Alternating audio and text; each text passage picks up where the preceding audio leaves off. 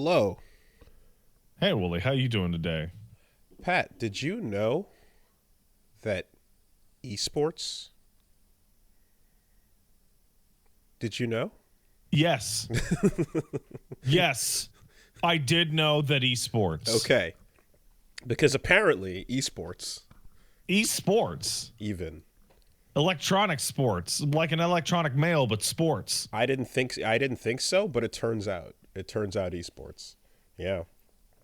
What about esports specifically? Um I did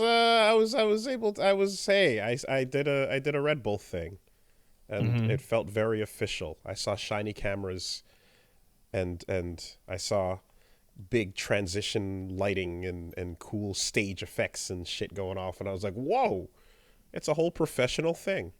I have two questions. One, Wooly, you're from that dirty, grimy, non-professional FGC. What are you doing over at esports? Ew, the grossest.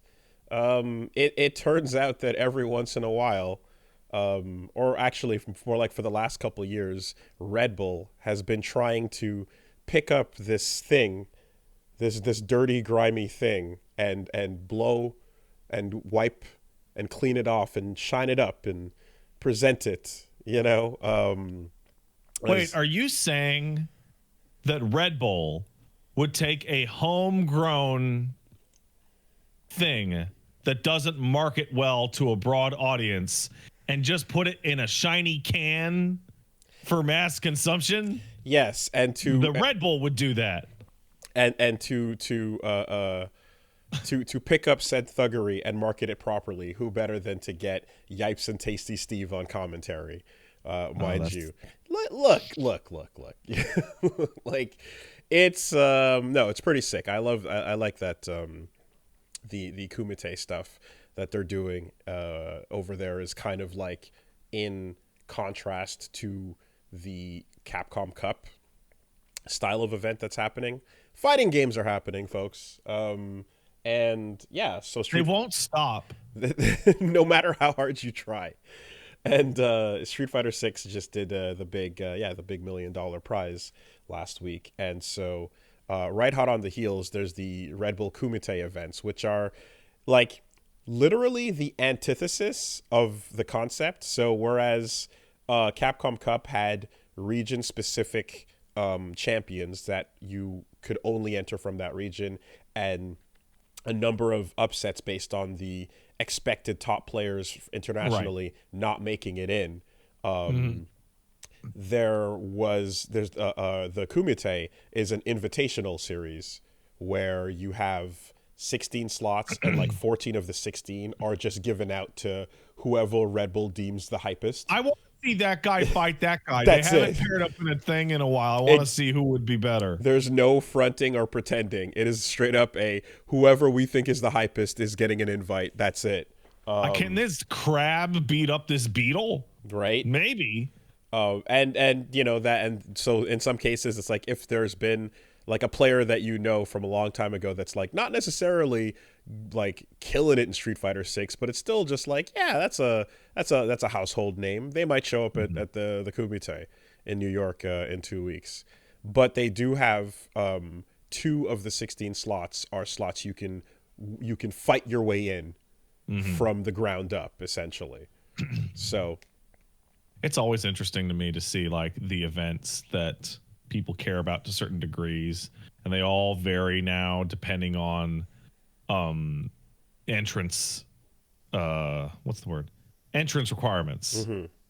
Where like even though Evo can be a mess and it takes forever, right? Because it's open, it's just like anything could happen. it's legit. But that means anything could happen. Yes. So like the way that I'm looking at fighting game tournaments now is there's like, well, the Kumite is you go into that place you like and getting that meal that you get, and you know it's always good because you've had it before. You have and had you've it seen it before. before. Yes. And to be fair, like if you're watching online tournaments every week, you're also seeing the international competition like face each other on a regular basis. You're gonna see Big Bird and Angry Bird and Punk and Ending Walker, or these fake guys. You know, they're just gonna be there. Yeah, absolutely. The birds are killing it. So he doesn't commit to it, does he? Big Bird and Angry Bird are the birds. They're the FGC birds. Yeah, but he doesn't commit to it, does he? Commit to it? I mean, yeah. He doesn't show up in a fucking 8.5 foot tall yellow prosthetic bird costume. He doesn't need to play fighting games. He plays Marissa. He doesn't need to. he's killing it with the big champ. Anyway, yeah, I was talking about Big Bird from Sesame Street. Yes, and I realized and stopped caring midway through. No, Big Bird is a wonderful creature. Big Bird's great. Super chill. Had a fun conversation with him at Evo. Big Bird in my fucking future. There you go.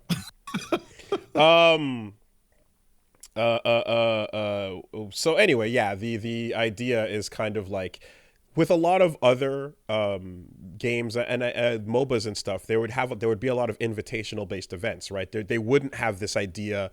FPSs as well. There's not this idea of like walking off the street and just win because you're the best. There's a team game that's hard right off. You have to have a sponsored team. The sponsored team has to register, and then you have to have these build up in seasons and leagues and playoffs. And you're watching the NFL or the MLB and like you're watching that type of thing go on. It's a professional league, yeah. I mean, but like everyone that like likes fighting games and stuff does like the fact that, like, you know, someone with a dream and some sick reactions can get really far into a bracket. You know. There's the best idea. Is it no, Death Sports? No, it's not. Because that's what the word kumite means. You know that, right? Yeah, I know. Okay. Yeah, I'm aware. It's because we're talking about Death Sports, I can't talk about Death Sports. That would be gauche. Cliche even. No, I'm just thinking of like, yeah, you can't really do that with like League of Legends because you need a 5-person team. And I thought in my brain, what if you just didn't use a 5-person team? What if you had an open tournament and they sat you down and just threw you into matchmaking with the other people sitting at the tournament and just saw what happened? Well, there are round robin events. I mean, Capcom Cup did get to that, no, like a bracketed tournament where you can't pick your team, and the guy who lost your league match is right over there. So you get teamed up with random people? Yeah, man, just throw them into the matchmaking system. Just people inside the building.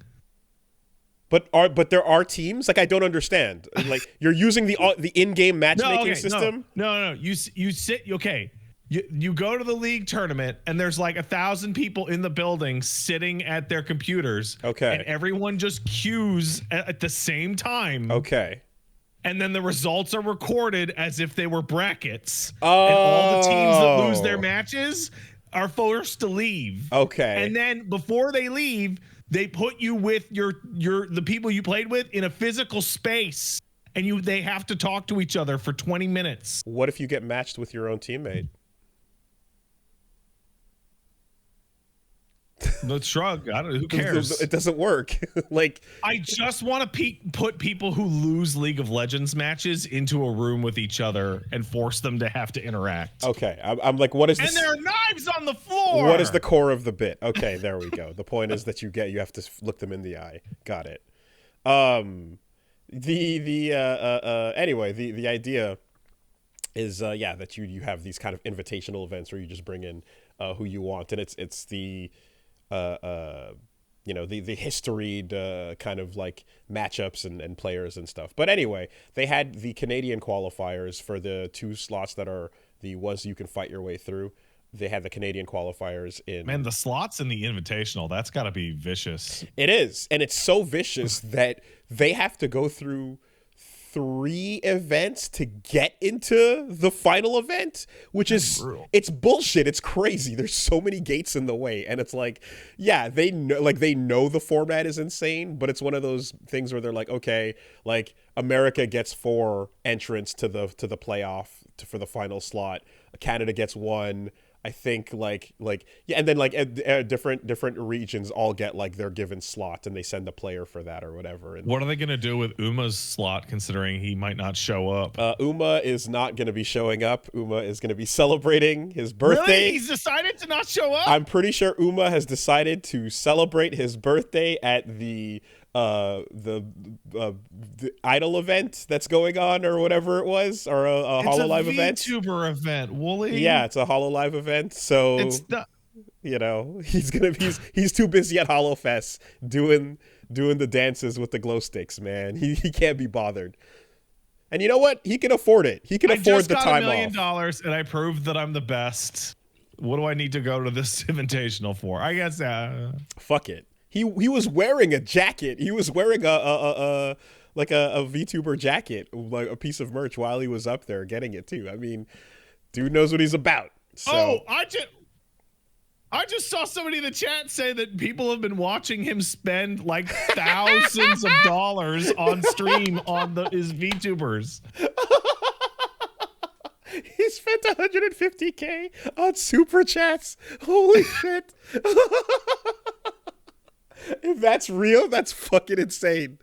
Oh my god.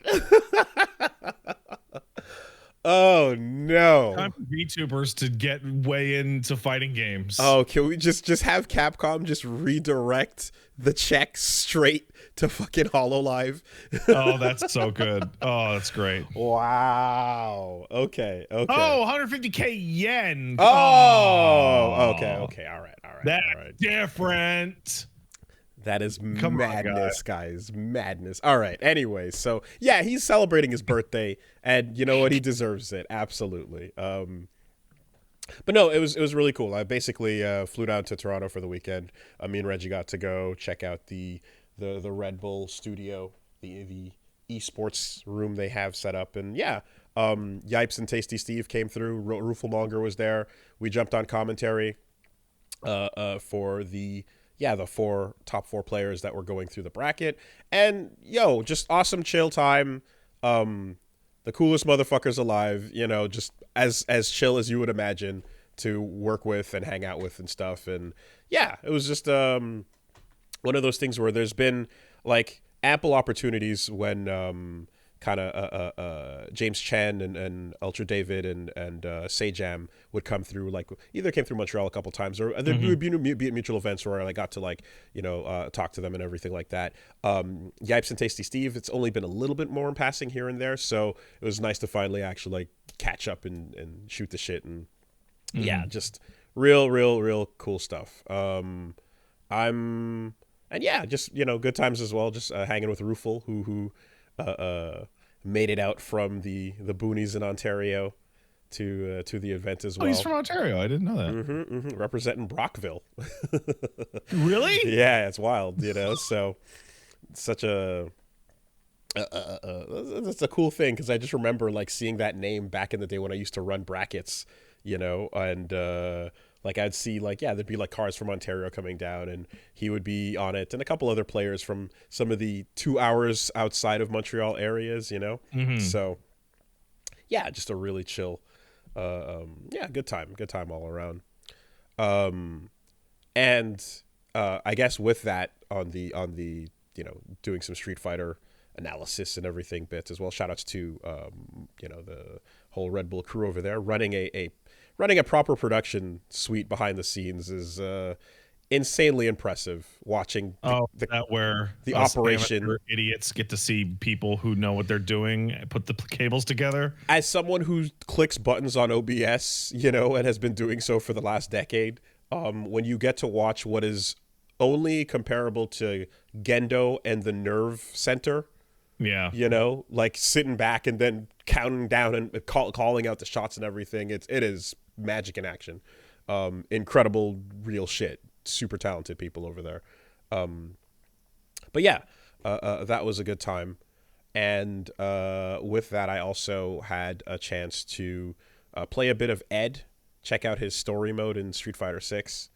And it is fun to see that, along with the character coming out and acknowledging some of the bits of Street Fighter V's lore, Baba Mwalimu the monkey, is getting pushed harder than ever. I brought it up in advance just to let because I'm letting you know, and I'm letting everybody know that there's a crazy ass piece of Ed lore where he's chilling with a hyper intelligent monkey, and I don't know what about the dolphin, man? What they're gonna do with it. And now they're just expanding. Yes, they're expanding out into a full on Saturday morning cartoon crew, where you've got him. Like in various states of like cool dress, and he's like the smart one on the team, the Winston kind of thing. Yeah, the gorilla lore. And he's constantly referencing him too in his win quotes against like Blanca and stuff. He's like, man, I'm not afraid of you. I got a real gorilla on my team. You're not a beast, whatever. So they really want everyone to be very aware of Baba Mwalimu. So what is the deal with all these psycho-powered animals? Are these just like bison sitting around going, what if I want to put myself in the body of a dolphin? So it more or less turns out that the bison scientists were, working on various organisms and bodies and how they handle psychopower. And of the experiments, they didn't limit it to humans. There were a lot of humans. There were a lot of different intensity treatments that went through, but they said, let's run it on some animals too. Let's see what happens. And in some cases, you got a dolphin, you got Totsugeki ready to go for future reference, and then in other cases, you get your Winston, and then they also set up as well like the rest of the crew in a way that is very reminiscent of like Cammy and Delta Red. It's like It's like, here's me and here's my background buddies. You'll never see them again. Yeah, they'll live in my ending slides. And Udon comics every once in a while. Yeah. And you'll be like, oh shit, Udon remembers George. But it's and so like, yeah, they're like, hey, yeah, once Ed came about and rescued Falk, then like that whole crew got started and Neo Shadowloo was born. It is interesting though, because with his story in the arcade mode and then in World Tour, where you go meet him in the subway and like advance your relationship a bit, you actually get, it's his story, I guess, since it's like it's like this late into the DLC, it's like the third to last of the characters. They're just straight up telling you what's going on with JP.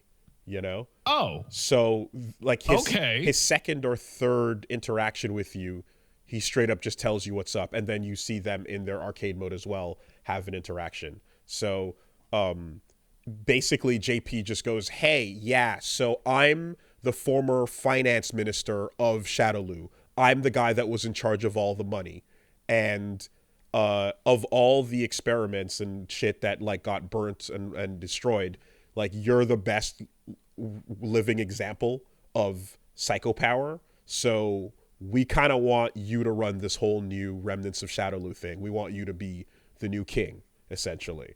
And he's kind of like setting up the throne for Ed to take over.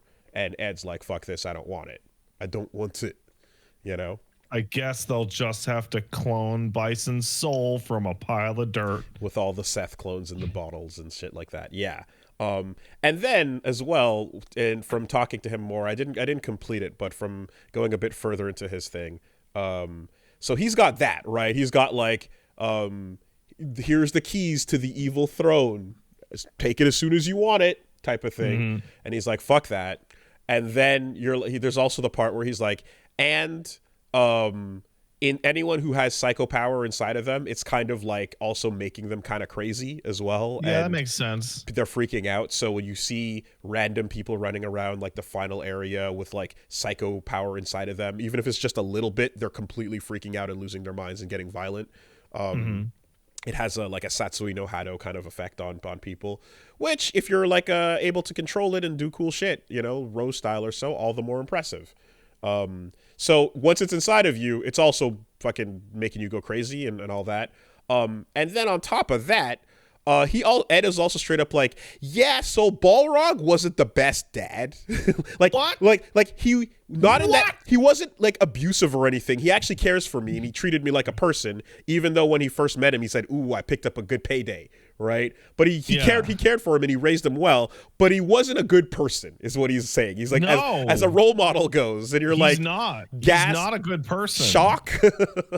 I can't believe it. And, but he did treat Ed well enough. Again, That's weird.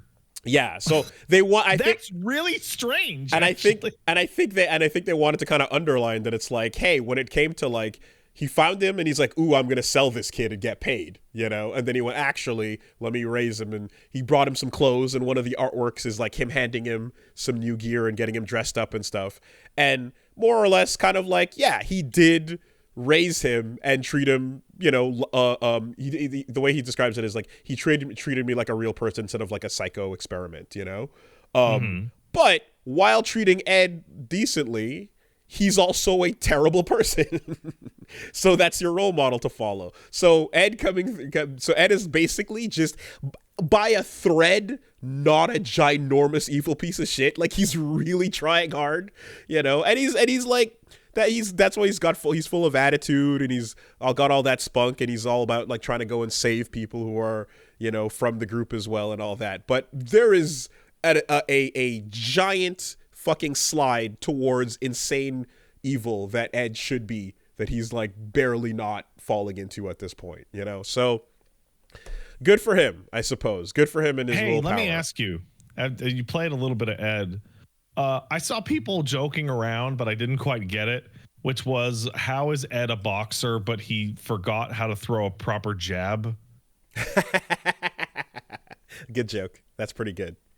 What is that? Does he have just a terrible light punch? So animation wise, he's throwing out a nice little 1, 2, 3, and he's got like a little jab, straight, and then a hook, right? And it's like, oh, he's doing the real shit. As far as in-game properties go, his jab is very bad. That is hilarious. It's super stubby. It's insanely stubby, right? And I mean, his whole kit is it seems like he's probably going to end up being like low mid or so. Like right now he's got issues that basically are like going to prevent him from being super duper strong. It's very early, so someone might still invent some crazy shit with him. But as far as his kit goes, he has a very stubby jab, and you have to get really, really close to use it. You know, it is properly like fast, but you have to be really close, and you can't cancel his crouching jab into a special. You have to do a crouching into standing. So anyways, the nitty gritty. It's really strange considering his dad has like the longest arms of anyone in Street Fighter other than Dhalsim. Well, I mean, to make up for that, he's got snatch, right? He's got the flickers and his snatch. So range is not a problem for him. The cool stuff he gets is the ability to zone. You know, he can do the like I said, snatch from a distance. And if he pulls you in with that, even if you're blocking, he's at an advantage. Oh, he moves you anyway? He pulls you into him even if you're blocking, and he gets to move first. Oh, I love that. So that's really good, right? And like, because he gets the ability to do that, they're gonna take other things away from him. So they take away from him, for example, he has no overhead. If you're crouching and blocking, he has nothing he can really do to just like open you up, you know? So the entire way he's built is essentially around the idea of counter hits and like plus frames, I guess is the way I'll, you know. And he's a counterpuncher. He's a counterpuncher, and he's really about like opening you up, making you afraid. And if you start doing things like going like, I'm gonna drive impact from like full screen, or I'm gonna parry so that I don't get pulled in, he can go from like his little, you know, like he's got like a Yamazaki kind of like flicker hold. So he can go from that into like dashing up to you and grabbing you. Oh, great. So there's a little mix up there where like, if you are afraid of blocking the snatch, he can eventually like throw in a mix and move around and stuff. Not to mention, he's got a really good charged heavy punch, which he used to have, that now goes through fireballs and then like crumples you. So, I mean, that's appropriate. Yeah, so it feels like he can fight JP really well. Just like Dad would have done. Appropriately. It's pretty good, you know. So it's you know, it's the nature of like Street Fighter existing on an exclusively 2D plane. But the idea of like all these fights and Ryu is like dead ass straight ahead of you, and just everyone just completely refusing to move 1 foot to the left out of the way of the fireball, except for only Balrog. Sure. Well, I will say that like in his super and his win poses, which I like that they're doing this more, he's stepping into and out of the screen, right? Mm-hmm. So like he's got a win pose where he's like, I got a whole lot left in the tank, and he starts doing like a little jab sequence as he's sidestepping, and he's doing a proper like 1-2 training regimen, and like he moves from his back towards the camera off the line of the fight all the way to being behind the line of the fight.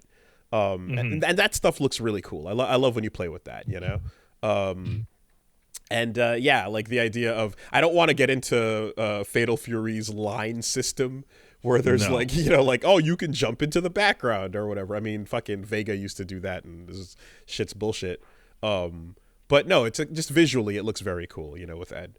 Yeah, if you're going to want to play him, he's going to be work. He's probably one of the most he's a very technical character. You're gonna have to put in a lot. He's not gonna like carry you at all. You're gonna have to learn proper timings for stuff.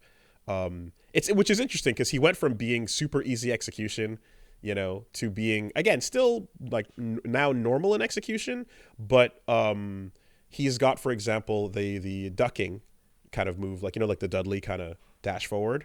And but the follow-ups are not based on what strength you press of button. It's based on how early or how late you press it. So if you do it in the first half, you get one type of uppercut. You do it in the second half, and you get another. You know, so stuff like that is pretty cool. And it also like makes him more reminiscent of Balrog in a way by having like dashing uppercuts and dashing straights. It's like, yeah, he did learn how to do that stuff too. But overall, I mean. Again, because the style feels so good, no matter how good or bad he is to play, I'm messing around either way. But lore wise, it is interesting I'm just like, okay, so they're setting up, the reason why Ed more or less returned is because like he's being set up as the reluctant Rock Howard. Well, I don't want storyline wise, the reason why he returned for real is because the game doesn't have a boxer. Well, there's that. But like in terms of like setting up future seeds for stuff or whatever, like his was one of the most obvious. Like here's a seed for a future character, in the form of Balrog with the kid, and then they actually had him become, you know, a part of the storyline as well. And like again, Fei Long's ending in Street Fighter 4 was like a dagger that then turned out to be Fong's dagger and shit. So, you know, a lot of the time they're like, we don't know where we're going with any of this. We're just going to do something and then, I don't know, let Bengus figure it out in 5 years. He'll pull something out of his ass. And then even though the character we set up wasn't the character that we set up, we'll say it's the character we set up.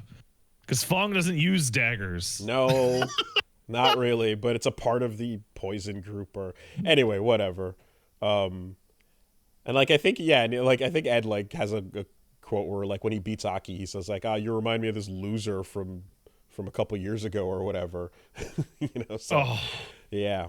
And to be fair, you can go find Fong in the World Tour mode just standing under a bridge now, right? So it's so weird that he's there. He's there to confirm that he will never be in the game proper. Hi there, I'm Fong from Street Fighter. You may notice that my model isn't as high quality as many of the other models you've seen in this game. That's because all it will do is stand here and not move.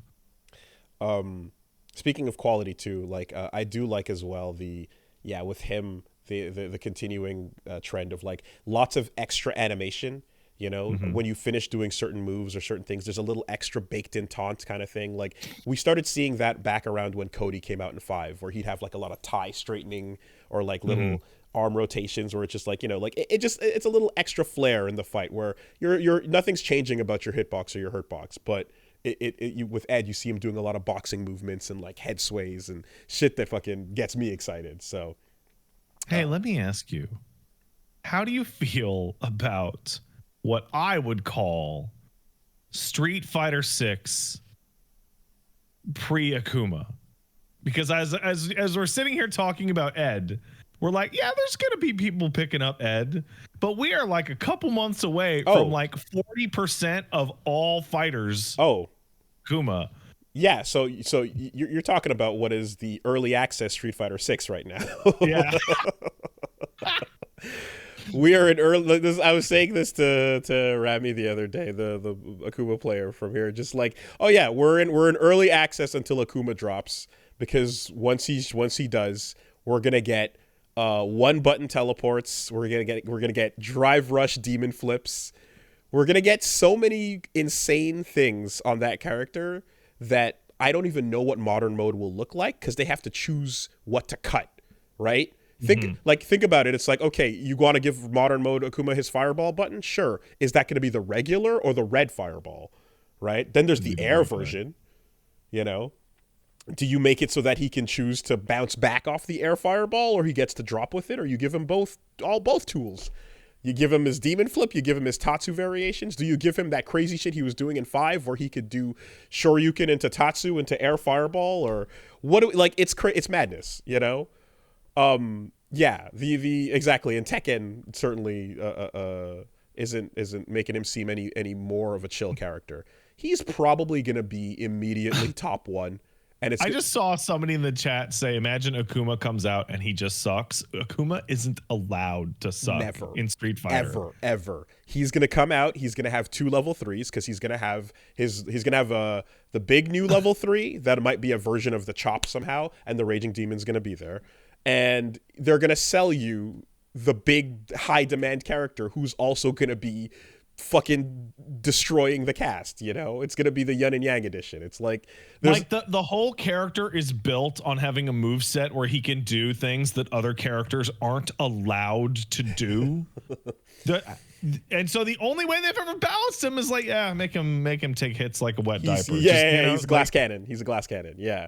I mean, I think, and also not only that, but like fighting games as far as like DLC goes, they figured out that the optimal strategy is not to take a chance trying to sell you a brand new character you may or may not like or care about, right? How do you feel about Aki? I don't know. I think she's cool. Okay. But maybe not. I don't know. I'd have to figure it out. Let me think about it, right? Sure. Well, use a rental ticket to see if you want to. Okay. Yeah.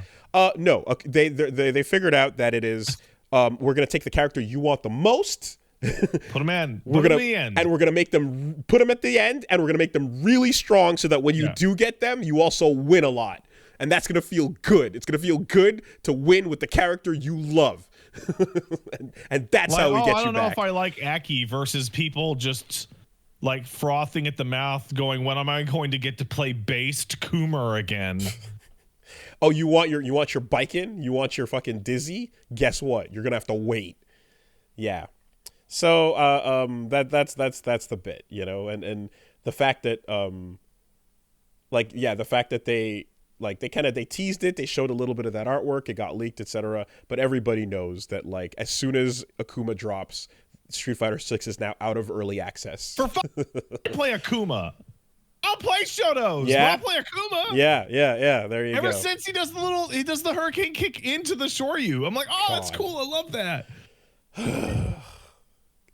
I can't wait to have to fucking deal with 18 different moves, and then the drive rush version, and then the burnout version, and then I can't wait to deal with a meta completely defined by, can your character deal with air fireballs? No, die. Like his double roundhouse kick, you know, like just drive rushing into pop from super far away, and yeah. Gonna be a good time. I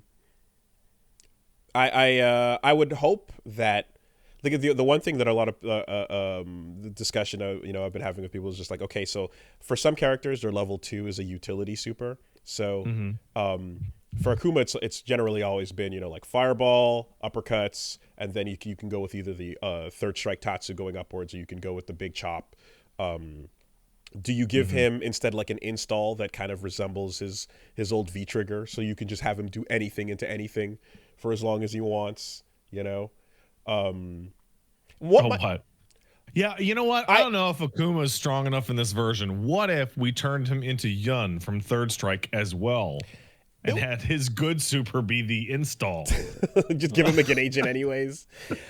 I mean, lore-wise, which I always like to see incorporated into the gameplay, it would be interesting to find something like if him as a character, like what else is there to do besides he's gone beyond human and he's insanely evil and he's always that, right? It might be interesting if there's something inside of him that is like that like echoes or harkens back to Goken somewhat, you know? in the way that Ryu has like gone to the next level and he's got the sash and he's kind of moved. Like Goken moves, but evil. Or something, you know what I mean? Like something to just show that like there's another dimension over what has he been doing for 20 years, you know? Like it might be interesting to work in like, oh yeah, something about his brother and his style is like he's come to some conclusion, right? Whatever his philosophical Satsuno Hado bullshit has been, he's reached the end of a journey, and that's going to show in his moveset. Akuma's just like, I'm the strongest creature ever. I'm Mr. Shakedown of Street Fighter. And then we look over to Oro, and he's like, yeah, but can you like telekinetically levitate rocks with your brain, Akuma? How come you can't do that? What's up with that, though? Yeah. If you're so strong, lift this rock with your brain. While also protecting a little turtle behind you with your other arm, idiot.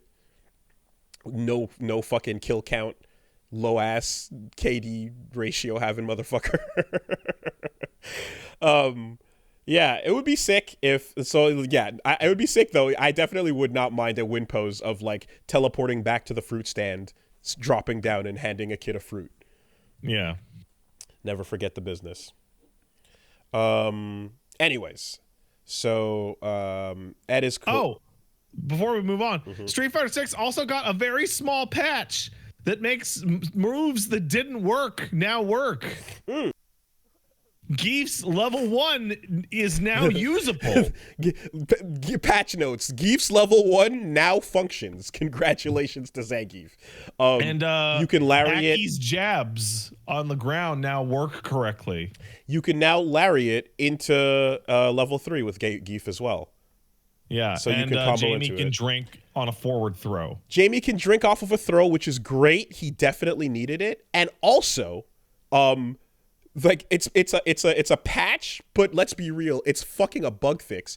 When you these were like these changes shouldn't have shipped like this. Like, Jamie no longer loses drinks when he does level 2 and then comes out of it. That's a bug. There's no way that was intentional. What were you thinking, guys? Yeah.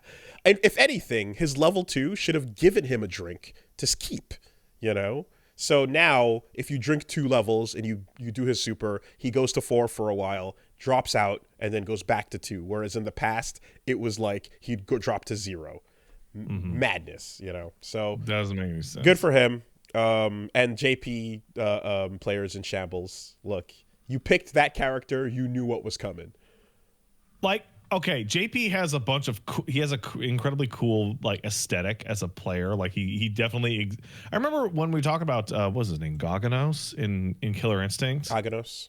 No. The Gargos. The Gargoyle Man. Right, and how he felt like the most like a final boss being playable ever because he was doing teleport punches and throwing minions. JP really does embody that for Street Fighter. SNK character, like all over the pressure and all that. SNK boss like syndrome.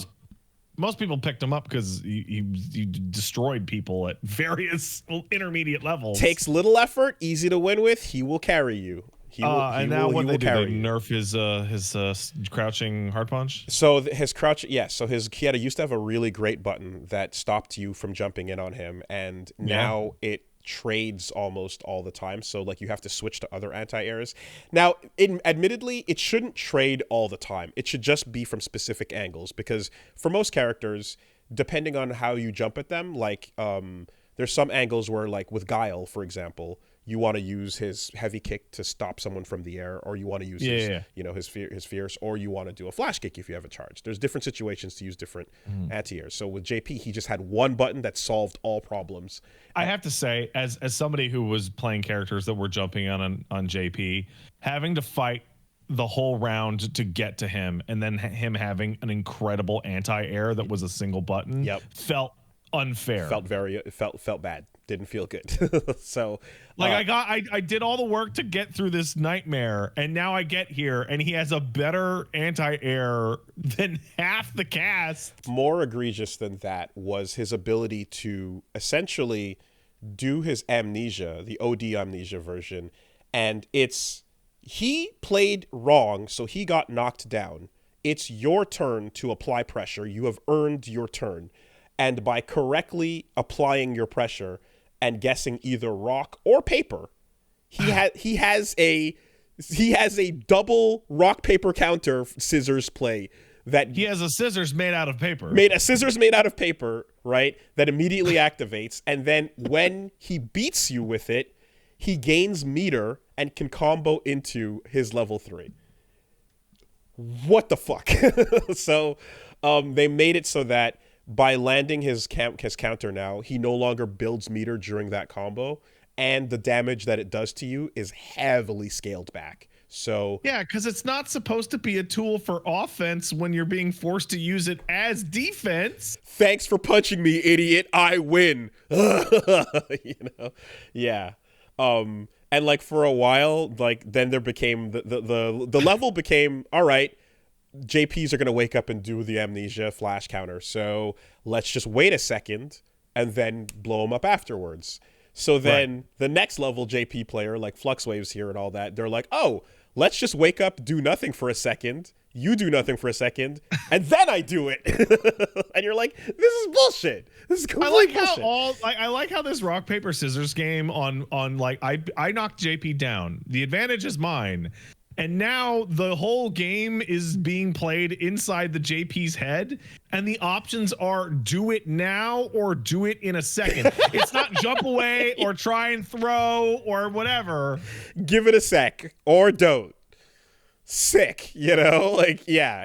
And again, you're covering 2 out of 3 options at all times there. So, yes, rightfully, and they didn't even take it away from him. They just made it so that when it works, he doesn't get the whole round afterwards. Yeah. And not to mention, of course, that if you worked to get all the way in on him and you took him to the corner and then he landed that, he also knocks you full screen away. Yeah, I'm very aware. And you're back to the starting line, you know? Yeah, that fucking theme song playing during all of Capcom Cup, just everyone is just triggered by the JP theme now.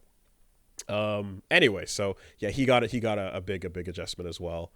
And they said it's a little light balance patch too. It's like a little one just to tie. It's an appetizer, and then the big one's gonna come. Luke got his crouching medium punch reduced, and Ryu got a lot better. I would pull a whole drink out of Jamie's system. I would make him on a 3-drink system. No, I wouldn't do that. I would just give him more ways to get it. I'm okay with the idea of giving him more. Like, again, off of the throw is really good. I'd be good with it. So the thing with that is, like, that's needed, but it was kind of there, but it gave him a weird situation because Jamie could always safely drink after a back throw because they were on the ground for longer. Which meant that if you put them in the corner and you wanted a guaranteed drink, you had to back throw them out of the corner to get your drink. If you're saying make it permanent, you don't know what you're talking about. The character's not designed for that. That's like, even Manon is wild with that. In fact, they should give him a button that drinks all 4 drinks right at the start of every round. Yeah, sure. No, I definitely I would give him, again, the ability to do the level 2 and gain 1 out of that as well. You know, that's fair. You spent some resources, take it. He's coming out. He's hair of the dog. But yeah, all that is pretty nice to see. And I guess once Akuma drops, we're going to get the full adjustment balance patch across the board. Or is that going to come after Akuma? I'm assuming so. Yeah. Like, so what we're going to see is, listen, guys, Akuma's out. We're not going to tell you if he's really strong, but here's a bunch of buffs to every character in the game so that they can keep up with this freak we're selling you. I mean, like, if anything, like, that would be the point to, like, let the game sit, right? So it'll drop. Yeah, no, around or with his update, probably. That's the idea. Yeah. At the same time, though, while we're discussing, like, buffs and nerfs in Street Fighter 6, like, let's not forget that this is a really healthy state to launch in. Oh yeah, that's good. You know, like, we're still pulling the the magnifying glass out, looking at this stuff. Oh, absolutely. It's a really great launch state for the game. These are nitpicks. Like, I play Geef, so like, and maybe this is not the most balance conscious thing, but this is more of a flavor thing. It's genuinely upsetting that Lariat doesn't hit on both sides of his body. On both sides, yeah. And because the animation and the history of that move, he's spinning in a circle walking with his arms out. Like, come on. And again, his level 1 just does not do what it's supposed to do, which is crazy. Really, what I would probably do with him is make Tundra Storm real. Like, oh no, I wouldn't. Here's another. Make it a real thing. You know. Here's a bug fix for Geef. You know his standing medium punch chops. Yeah, 1, 2, 3. How about you make it so that can't miss on counter hit? Oh, depending on the spacing.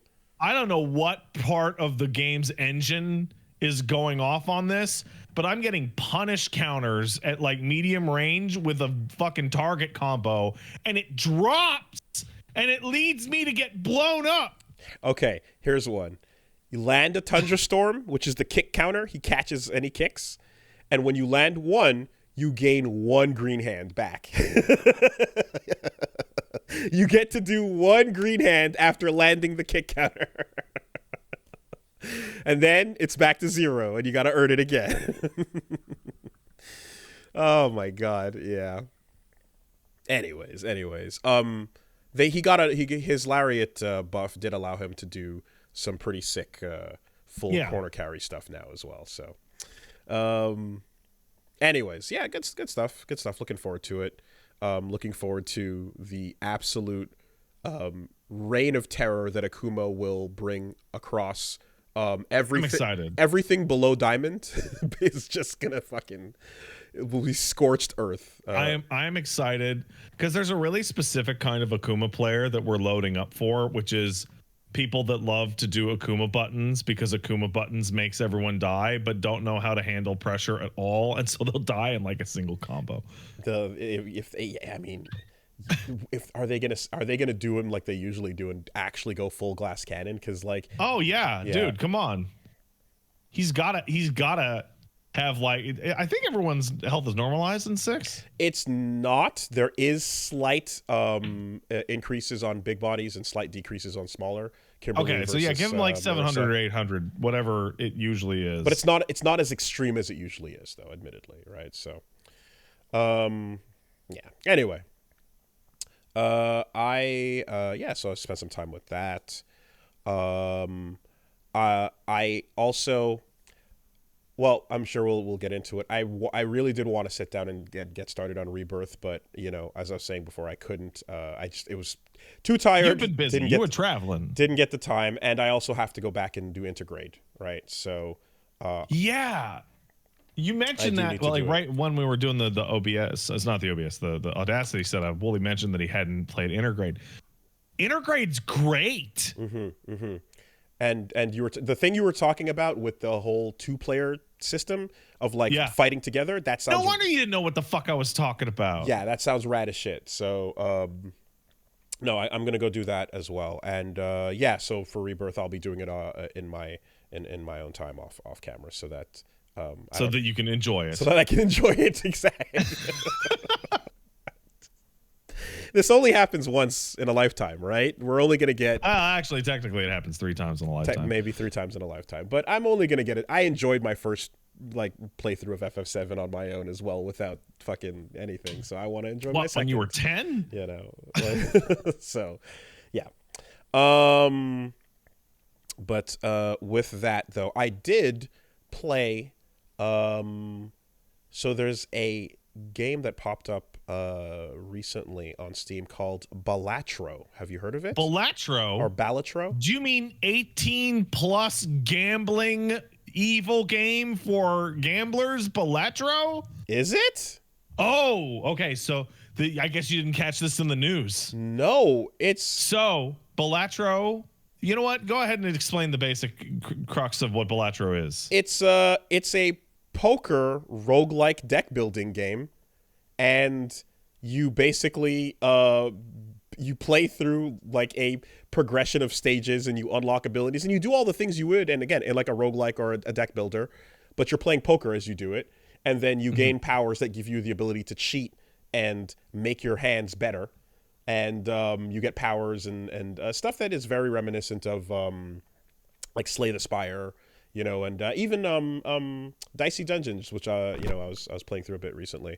And yeah, if you are like into poker and stuff, this seems like a pretty good way to like get better at it and practice a little bit while playing a fun sort of single player run through.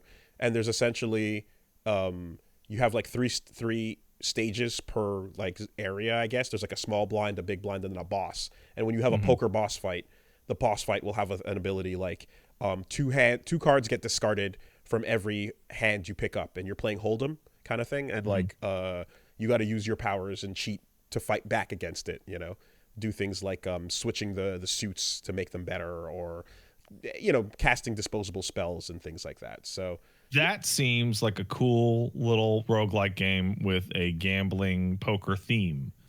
Yes, that's the experience I had. I got it on Steam, and that's what I noted of it. So that's why it's rated E10 and up in the ESRB classification for quote-unquote gambling themes. Okay. Which is totally appropriate. PEGI, however, the European Ratings Board, initially gave it a 3+ rating in October, and this week went, oh, no, fuck that. It's actually 18+ for gambling, and you have to delist it from stores and pull it from shelves. Whoa. There's no real money. The game's already out. It's already out, and they just changed it. That's insane. Okay. So then they're making that call either based on thinking that it's real gambling because it's cards and poker and that's what it's associated with, or because it's rated it. They already looked at it and rated it 3 up. So because it's reminiscent of real gambling themes, because it's real poker hands and cards, even though it's in a game contextual environment, they're going to treat it worse than if it were. But they didn't. That's the whole thing that's so fucked up. It's that they did rate it and it went to stores. No, I mean changing their mind about it. You can't. You're not supposed to be able to do that. Yeah, no, of course.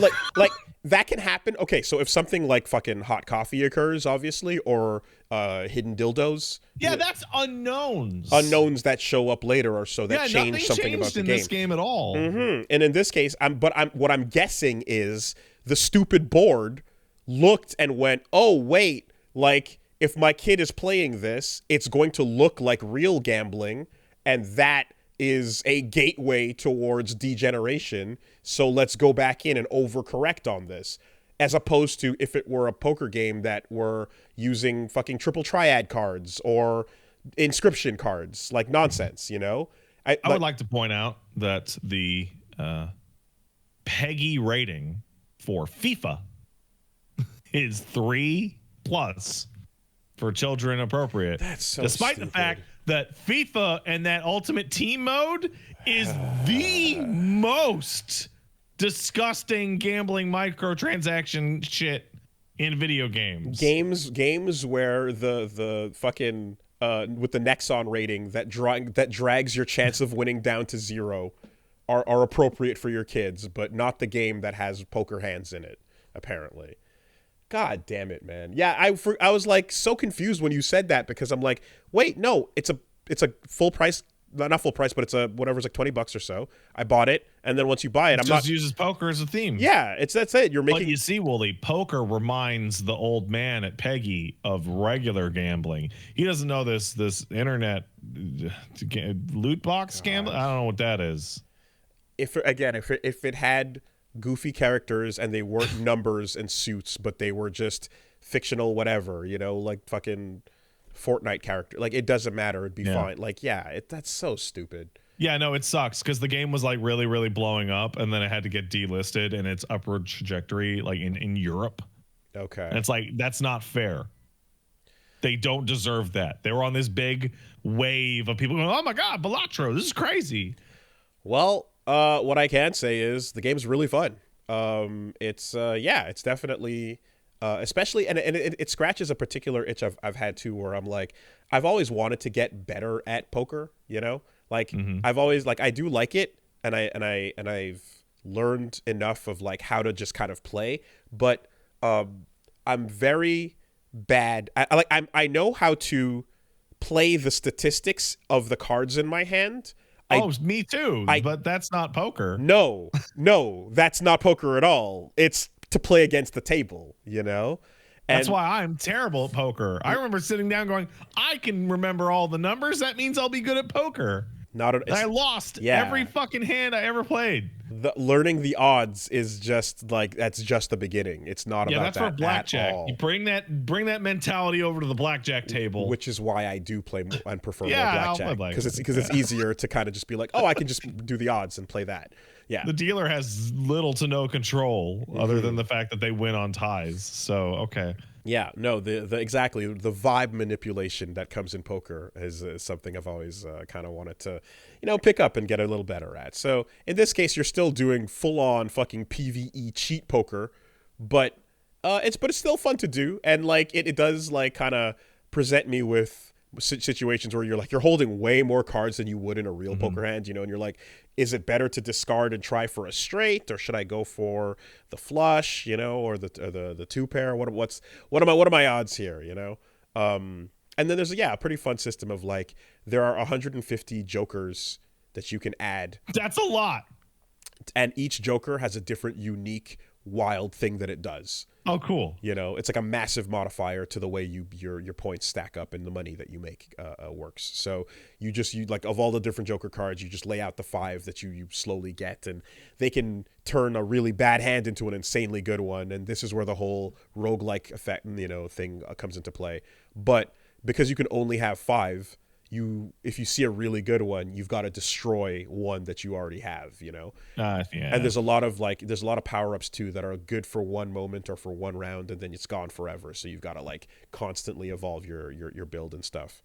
Very, very, very cool. Didn't expect to click with it as much as I did, but it scratches that same itch that again, Dicey Dungeons kind of hit, of just like sit back, play some kind of goofy cards, and play cheat poker. And find a way to cheat the cheating boss even harder than it's cheating you. Hey, Wooly, I don't know when's the next time we're going to have this on topic. Since we're talking about poker and cheating, we are in agreement that the game of cards of poker is secondary to the game of lying to the people at your table of poker, right? Of course. How else could you make money? That's the real game, is lying to everyone in your vicinity. Correct. Have you ever felt very strongly about watching a poker tournament and there are people wearing the biggest hat sunglasses and the darkest sunglasses and a beard to cover just every single part of their fucking face? I mean, I feel it's goofy, but it's also at the level where if you're sitting at that table and you're on TV and you've already made millions in life getting good at this, even if your face was exposed, you probably have trained to not react, like feel like I don't believe I bet you would even the slightest tell, like at that level, you've probably gotten good enough that it wouldn't matter. I do agree with you, but I also be like, no, you should be sitting at the table unadorned. Because some people don't do that.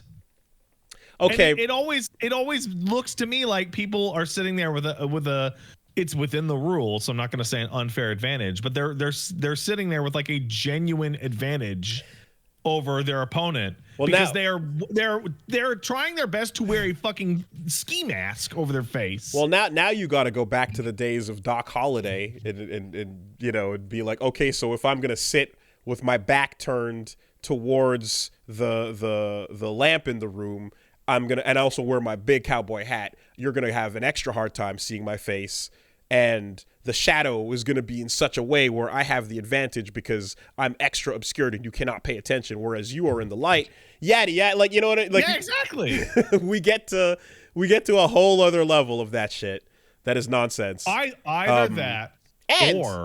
Which would be way worse for the spectator, they all have to wear big cowboy hats and sunglasses. Okay, but here's the thing too as well. Like 8 out of 10 of the people, 10 out of 10 of the people that are at that table on TV have gotten really good playing poker online where there is no video. You just look at the numbers and then and you just react to the stimulus, like there's zero in-person anything to it.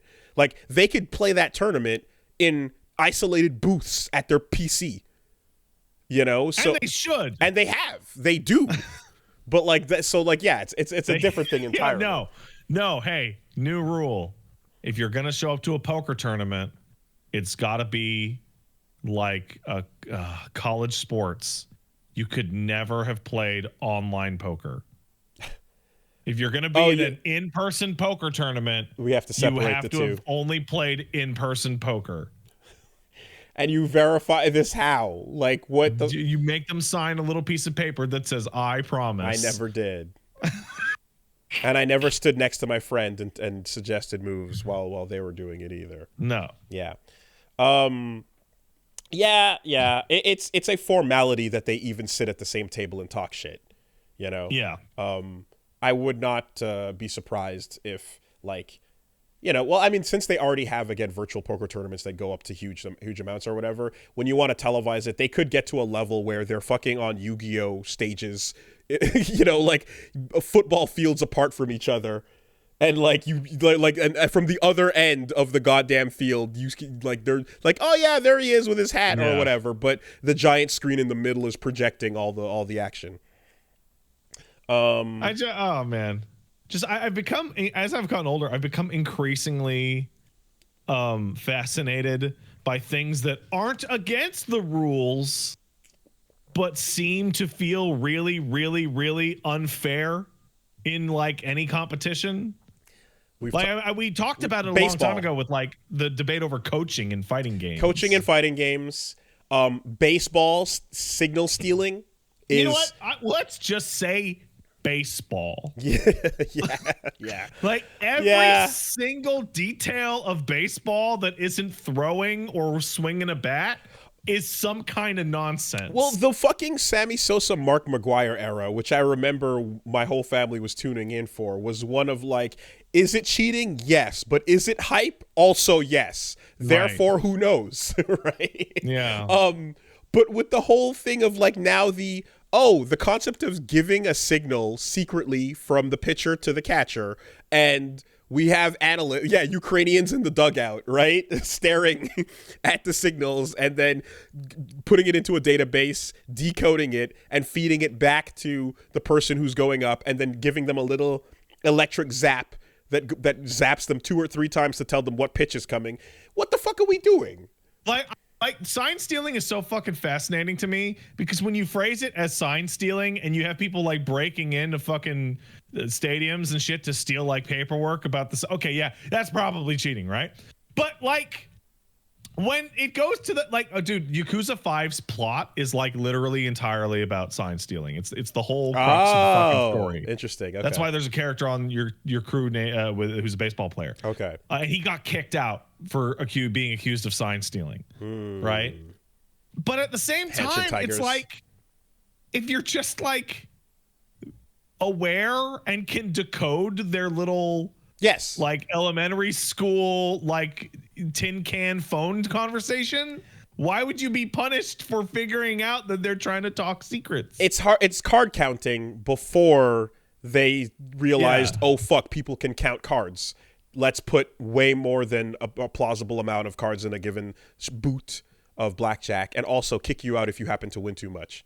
You know? So yeah, exactly. Like the natural rules of the game allow someone smart to exploit it. Like my perception of this is like horribly skewed, because I had to listen to my dad complain about how card counting rules and how it's not fair to get kicked out of places for card counting. If you're that smart, you fucking earned it, man. Because there's 2 types of card counting. There's the team card counting, which is a whole operation. Yes. Which you need to do for poker and baccarat and games like that. But you can do card counting at a blackjack table and just use your fucking own brain and just remember every card. Playing Asuka in fucking Strive requires a card counting skill. You know? Yeah. Anyway, yeah, that's bullshit that it's like, hey, we're going to kick you out over that. But it's like, what is the amount of punches allowed in hockey before we go, all right, the fight's done? Until the refs decide that one guy's got it out of his system. Yeah, okay. So until a heat action is performed, the fight may continue. but we have to, but only above the belt. Oh, and one hand must be on the jersey, and the gloves have to come off, and the helmets have to come off. You can't. That has to be the start state.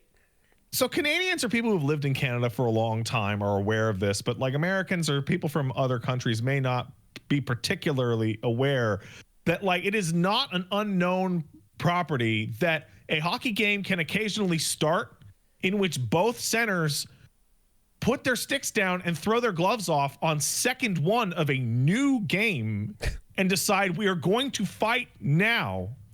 There is a position that is called the goon. That is a person who is hired that cannot skate, that cannot shoot, that cannot pass, can't do anything, but they're huge and they can fucking swing. And their entire job is if you try to hit our star player or fuck him up or hit him up against the boards or whatever, have our goon on you. The goon is coming, and that's it. My job is to be his stand. I'm on the payroll. I'm not making anywhere near the amount of money the rest of the team is making, by the way. You know what my favorite part about this whole discussion about hockey fighting is that I have never been able to figure out, and I've never had somebody be able to explain to me why sometimes you get 2 minutes for fighting and sometimes you get 5 minutes for fighting. Because it depends on the ratings. It depends on when the next commercial break is coming. You know, like they legitimately had a couple seasons of them going, "Hey guys, we're gonna tune down the fighting. The violence is a bit much, and we decided to, you know, like be a bit more strict about it." And people hated it. And they went, okay, I guess we'll allow it to go for a little bit longer. Like the refs legitimately clear out. They make a space. The camera zoom. There is an angle. The hockey camera has a specific fight angle ready to go. You know? So somebody in the chat asks the important question was, why is it that in hockey and hockey alone, there are allowed to have fist fights in the game? And one is the reason you just said is that the fans love it. It is the NASCAR car crash of hockey. But the second one, arguably more important, is that they are going to fight. Hockey players are going to fight other hockey players. And even if you make it extremely taboo and give them big penalties, they're going to do it because they did it in their fucking minor league days and they did it in their high school games. And I have seen elementary school students swing on each other over a hockey game. It's just built in. Parents in the stands telling their kids to go for it. Yeah. But hey, there's also going to be a timeout and everybody can catch their breath for a little bit and then we'll get back on with it. And then they make sure to put the two boxes that you're going to put the guys in right next to each other. So like they can caged animals like, from fucking 2 feet away with a little piece of plexiglass in between them. Yeah, exactly. No. I'm honestly shocked that it never got to a point of when the fight starts, we don't see stats from the previous fight for each player pop up on the fucking sides. You know? I think the goofiest thing is that hockey fighting is so weird and lame and specific because there's only one way to do it. You grab their shirt with your left hand and they grab your shirt with their left hand, and you both rear back and go until one of you falls down. There's no fucking, jujitsu. There's no UFC. There's no movements or anything. It's just da da da. There's no defense really, but yeah. Well, no, because you have to hold on to them, or else you'll slide apart. Yeah. And to be fair as well, I mean, the era that we're coming from with that, like, if you're willing to take a puck to the face at full speed, what's a fist? Well, how hard could a puck hit you, Willie? Hard enough that your entire bottom row of teeth will have to be replaced. Yeah. I mean, shit, if you see old hockey uniforms as well, like the fucking little, like, they had an aviator's cap, essentially, as protection. Back then, like the old hockey masks and helmets were just nothing. Anyways, yeah. And that's in the rules. In the rules. There we go. Oh, you know what? You're the only person I wanted to talk to about this because I talked about it on my in my stream the other day.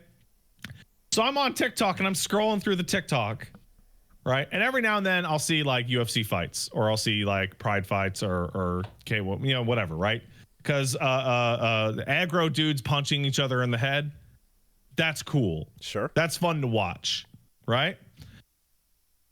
And I scroll up and I watch the UFC fight, and the bell rings, and one of the gentlemen lies down on the floor with his back on the mat and starts scooching towards the other guy with his asshole. He pulled guard.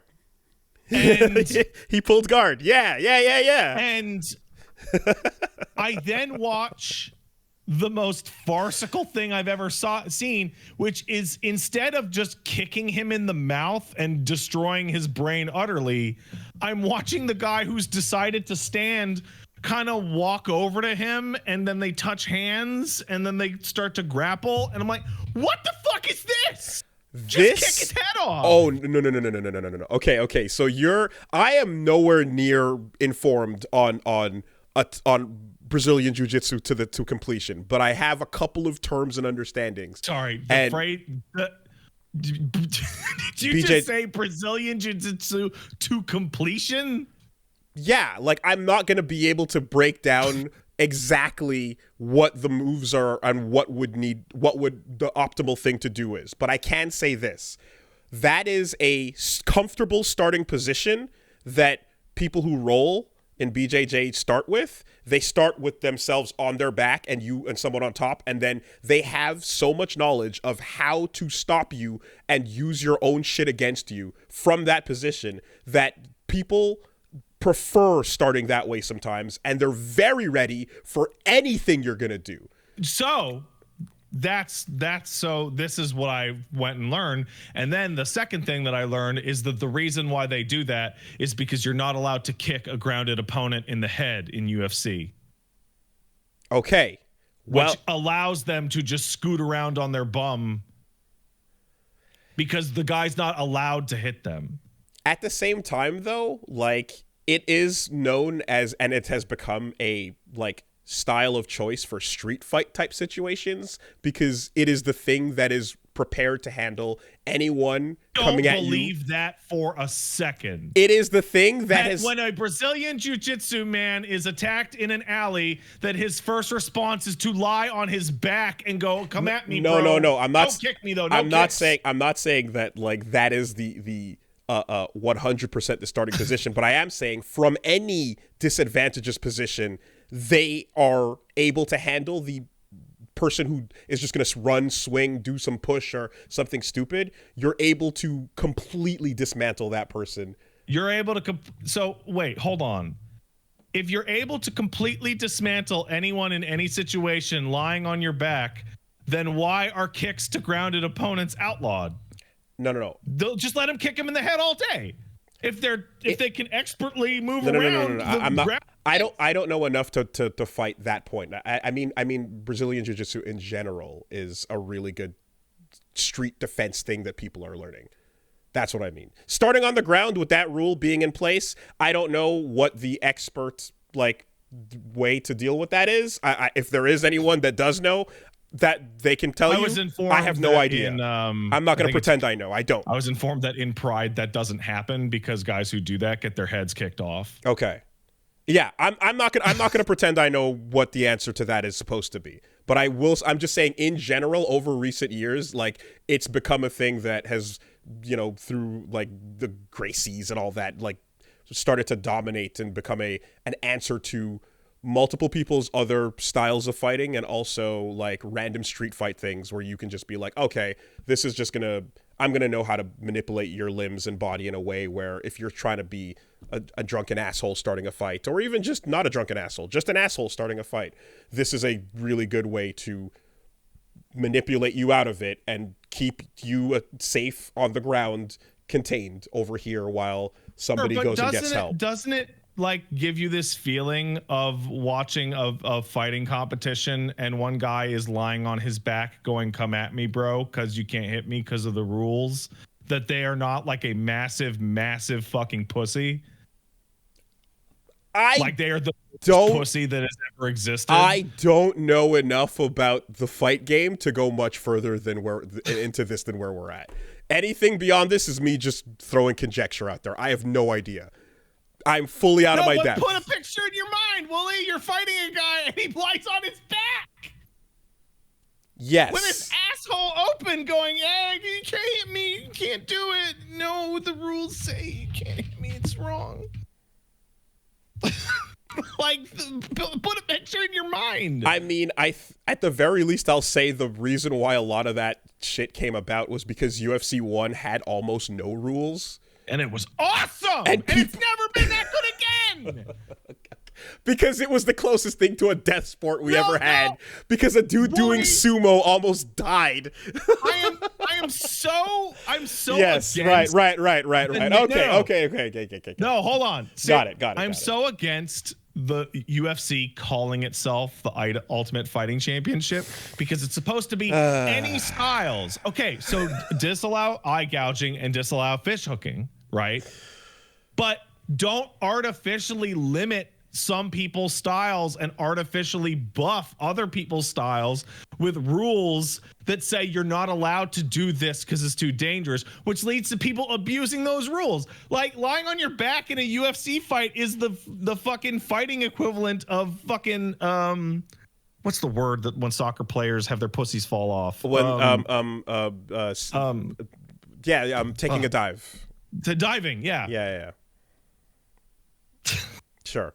Yeah, no, I mean, I would love to see where and why each rule came into existence and what the reason was for getting to where it's at. You know, the regulations are obviously to such a degree that, like, the thickness of the glove you use must be... Supposedly the UFC rule that leads to no, like, strikes on grounded opponents was because a bunch of guys got their heads blown up. Sure. Like, really bad. I mean, motherfuckers lost eyes and shit. Like, it's crazy. It's wild shit. Again, like everything from UFC 1 forward is a learning experience. You know, that rule is probably written in blood type of list that we go down. But I don't know. I'm sure at some point, like someone in a hospital, a doctor somewhere went, can we fucking tell them to not do this thing anymore? Can we find a way I just saw somebody make an interesting post that I guess I can leave this on. Got my blood sport tinge for the day. Somebody says, this is why I wish the NFL removed their helmets. I want to see the brain damage happen. If the NFL moved helmets and padding tomorrow, you would see way less brain injuries. You would see way more all of the other injuries. You would see rugby. Yeah. It's called rugby. Yeah. It's the theory goes into almost like like when there's less protection, you're not going to hit each other as hard because you are feeling it more on both sides. Yeah. Like the vast majority of sporting events having boxing fatalities was post the invention of the boxing glove. The protection that then lets you go even more crazy. I mean, look, a thick 16 ounce, throwing that at fucking devastating speeds when you are one of the greatest of all time is like, yeah, that is a murder weapon still, no matter how soft, how much padding you put. And the idea with the bare knuckle thing is that you would, there would be a limiter on how hard you could hit based on the... You don't want to break your hands. Self-inflicted damage. But what if you do, though? Which is the counterpoint. The counter argument is, but what if you do? What if you legitimately are like, nah, I'm going to swing hard enough to break your skull and my own fucking knuckles, Cool. Sure. And lest we also forget, the art of Muay Thai involves deadening your shins and fucking forearms so that you can hit an elbow harder and you won't feel the pain that you're supposed to be feeling because you've killed off those nerves. Awesome. So yeah, you're buffing yourself by taking the pain in advance and making sure that it doesn't you feel nothing when you do a leg breaking shin kick, the idea of like checking kicks, I don't know if so you throw a kick. Those little thigh kicks. Exactly. So the whole point of checking a kick is not that you are stopping the pain, not that you're stopping the damage. You're putting your foot into a position where whatever you do to me is going to fuck your foot up too. So it's just mutually assured destruction. I can't stop the damage you're about to do to me, but I can make sure that you eat it too by lifting my leg up and checking it. Both walking around the fight going, So you're going to stop trying to kick me because now you're just going to hurt both of us, you know? In theory. Unless I'm insane and I decide to just do it anyway. I think poker players that wear sunglasses to televise matches should have to fight BJJ guys on the floor and not allowed to hit them grounded. Man. Fuck. I had shit. There was a final thing on that too. Anyway, whatever. It's gone. But God, what was the fucking thing? There was a whatever. It's gone. I should have wrote it down. I want to just rewind a little second. Did you really mean to say the phrase, I don't know all the moves in BJJ to completion? That's the phrasing you wanted to go with? No, I don't know enough about BJJ. Like, yeah, I don't know. Like, I know. Because it sounds like you don't know enough about Brazilian Jiu-Jitsu to nut. Is what it sounds like you're saying. Oh, because BJ. Okay, I didn't understand. No, to completion. That's what that phrase means. Okay, words. I'm just saying. I'm trying to convey that because I say a phrase like pull guard or checking a kick doesn't mean I know what the fuck I'm talking about, because I don't. But I do. You'd never be able to nut on this topic. Don't pretend that me saying, "Oh, I recognize what that is," means I understand everything about it, because I super don't. Oh no, I don't understand what it is either. That's the whole context was, hey, person who doesn't watch UFC. Yes. You ever seen these guys lying down on the floor? Yes, What a bunch of pussies. Yes, and I heard that there's a good reason for it. That's it. That's what I got for you. Yes, and I heard that people who know what they're doing have a good reason for it, and we got here. I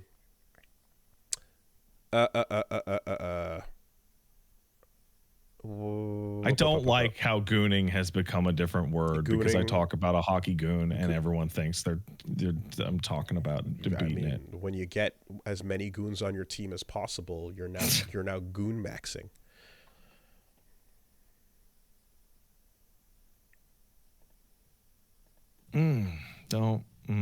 Okay. All right.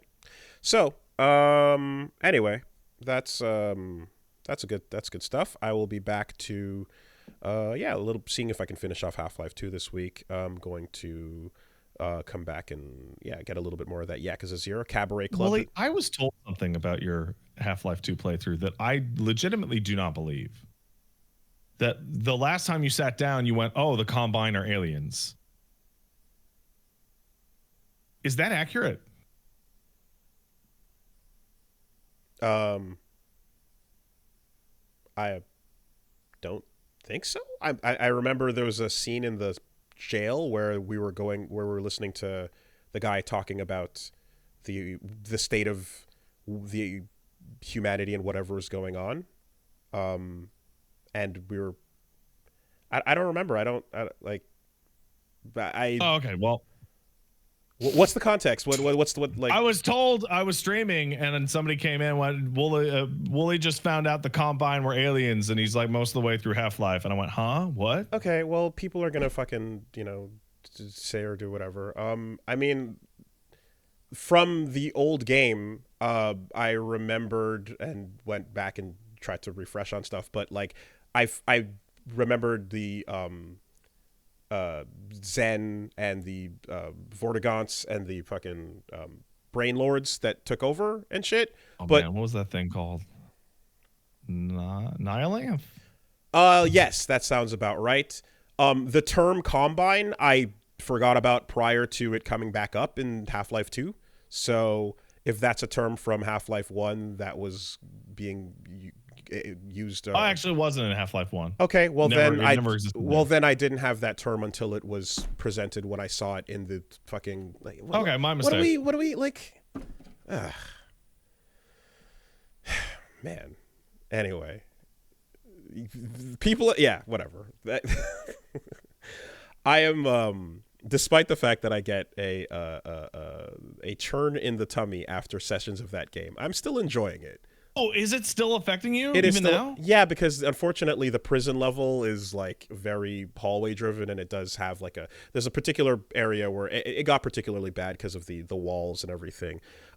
Despite all that, and despite the fact that I play like ass and don't fucking know how to do this, and I'm making my way through it, people are being really fucking insufferable about it to some degree, but I'm still enjoying the game a lot. Am I becoming the avatar of someone's insufferability leaking out? I'm sorry. That's okay. It's okay. It's just I did not mean to. no, it's fine. I'm very much enjoying the game for especially the time it came out in, and like there's a lot of cool shit happening. People's, I guess, just memories and expectations and shit that they can't held in comes bursting out in really annoying, shitty ways on it, and I'm kind of just ignoring it and trying to continue enjoying myself. So, for what it's worth, the game is still really fucking cool. I just get a stomach ache a little bit as really, getting through some of those areas. It's really strange to think about Half-Life 2 as like a really old game. Yeah, because go ahead. I think we knew each other when that game came out. Like I think that was 2004. I Half-Life was like me and my brother. No, Half-Life 2 specifically. Half-Life 1 was 98. Okay, yeah, sure, yeah. One was me and my brother on PC way back when. So yeah, 2004. Yeah, we knew each other at the time. Yeah. But anyway, as far as the like picking up the scene mise en scène details go and such, for 2, we still don't have the full picture from where we're at. We have I still don't know exactly what the time difference is between the first and second game, but I do know that whatever has happened in between then and now, the homeworld, Zen got conquered, and we saw the newspaper clippings. We saw the 7-day war practically, or 7-hour, or whatever. Like it was such a blip of a war. It was nothing. We saw the idea that yes, humanity got conquered, and that this Combine, I guess, is introduced, and that the fucking asshole in his turtleneck and jacket is basically the one who is the retainer for the humans, and we have our breeding rights restricted, and the Vortigaunts are janitors with us, and we're locked up in these ghettos, and the soldiers running around are enhanced, not fully human people as well, and that's kind of the gist of it at a surface level. And like then we know that G-Man stepped in and gave us the job, but there's very few things beyond those intro I'm gonna save speeches. You like I'm gonna save you like 20 years of frustration. You said like we don't have the whole picture quite yet. Sure, that's fine. Fucking big shrug, and that's okay. But that I mean, story doesn't end; it just stops. That's totally cool. And look, if we're gonna spend an hour hanging out with a crazy ass wild priest, doing cool shit, that's not gonna give you a ton of lore. It's just gonna be a rad ass detour through a town where we're like, ooh, bad things happened over here. But when we do get those couple of like monologue moments over the comms, and a couple of the moments with Alex talking to her dad and to fucking shitbag lady, god awful woman, I forgot her name.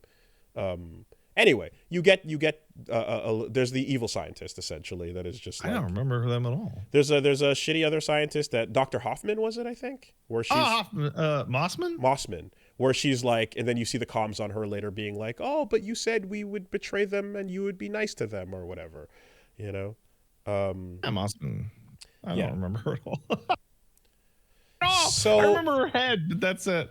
Yeah, so if so that's just like to the person who's fucking sniffing their farts, getting mad at the idea of the Combine being introduced in one speech at some point that we're not fully piecing together the whole thing yet. What, like, Jesus Christ, man. My mistake. I'm sorry, man. It's fine.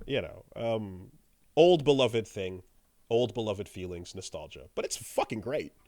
So hopefully we can finish it off this week. And Are you gonna do the other 2 episodes and then read the paste bin? No, not a paste bin. Yeah, dude. Come on. Really? That's where that story leads. Mark Laidlaw just came out and was like, fine, fuck it. Here's what it was going to be, and put it in a paste bin. Have they at least like done a thing where they got maybe like the voice actors to read it out in a cool way, or? No, man. Oh, okay. Well, yes. Like it's just such a wet fart. It's just like, oh, okay. It's been clear enough that the extra episodes and Alex and so on are all mandatory. So at some point I will, but I'm not gonna say that I'm gonna do it immediately after. But I'm gonna do it to find out what's going on. So here's the thing. You know when people say like, oh, it's mandatory because of the story? No, those are just mandatory because like if you liked Half-Life 2, they fucking kick ass. They're just better Half-Life 2s. Fortunately, the lore is like not the biggest deal. Running through the game and using physics to do some rad crazy shit is. Shooting a missile out and then like aiming it from a side angle to take out the helicopter that can shoot it down from the front. That's the point. You know, catching a fucking a grenade rolling at you and throwing it towards a bunch of guards around the building, like that seems to be, or summoning ant lions. If you do go on to episode 2, you gotta gnome it. You gotta gnome it up. Are you familiar with the gnome? I do not. So this was back in the day, way back in the day, when achievements were like just getting their feet wet, and they thought, you know, it'd be really good. There's a rocket ship somewhere in the Half-Life episode 2. What if you grabbed a garden gnome from the first room in the game? Oh, yeah. And you dragged that motherfucker all the way to the end and sent that bitch into space. I mean, I did carry a can with me for a while from the first vending machine. You know, I did a little bit of that. I also carried a turret around. Terry the turret was rolling for a good bit. I've definitely persisted with holding thing for longer than the game wanted me to. Quite a bit.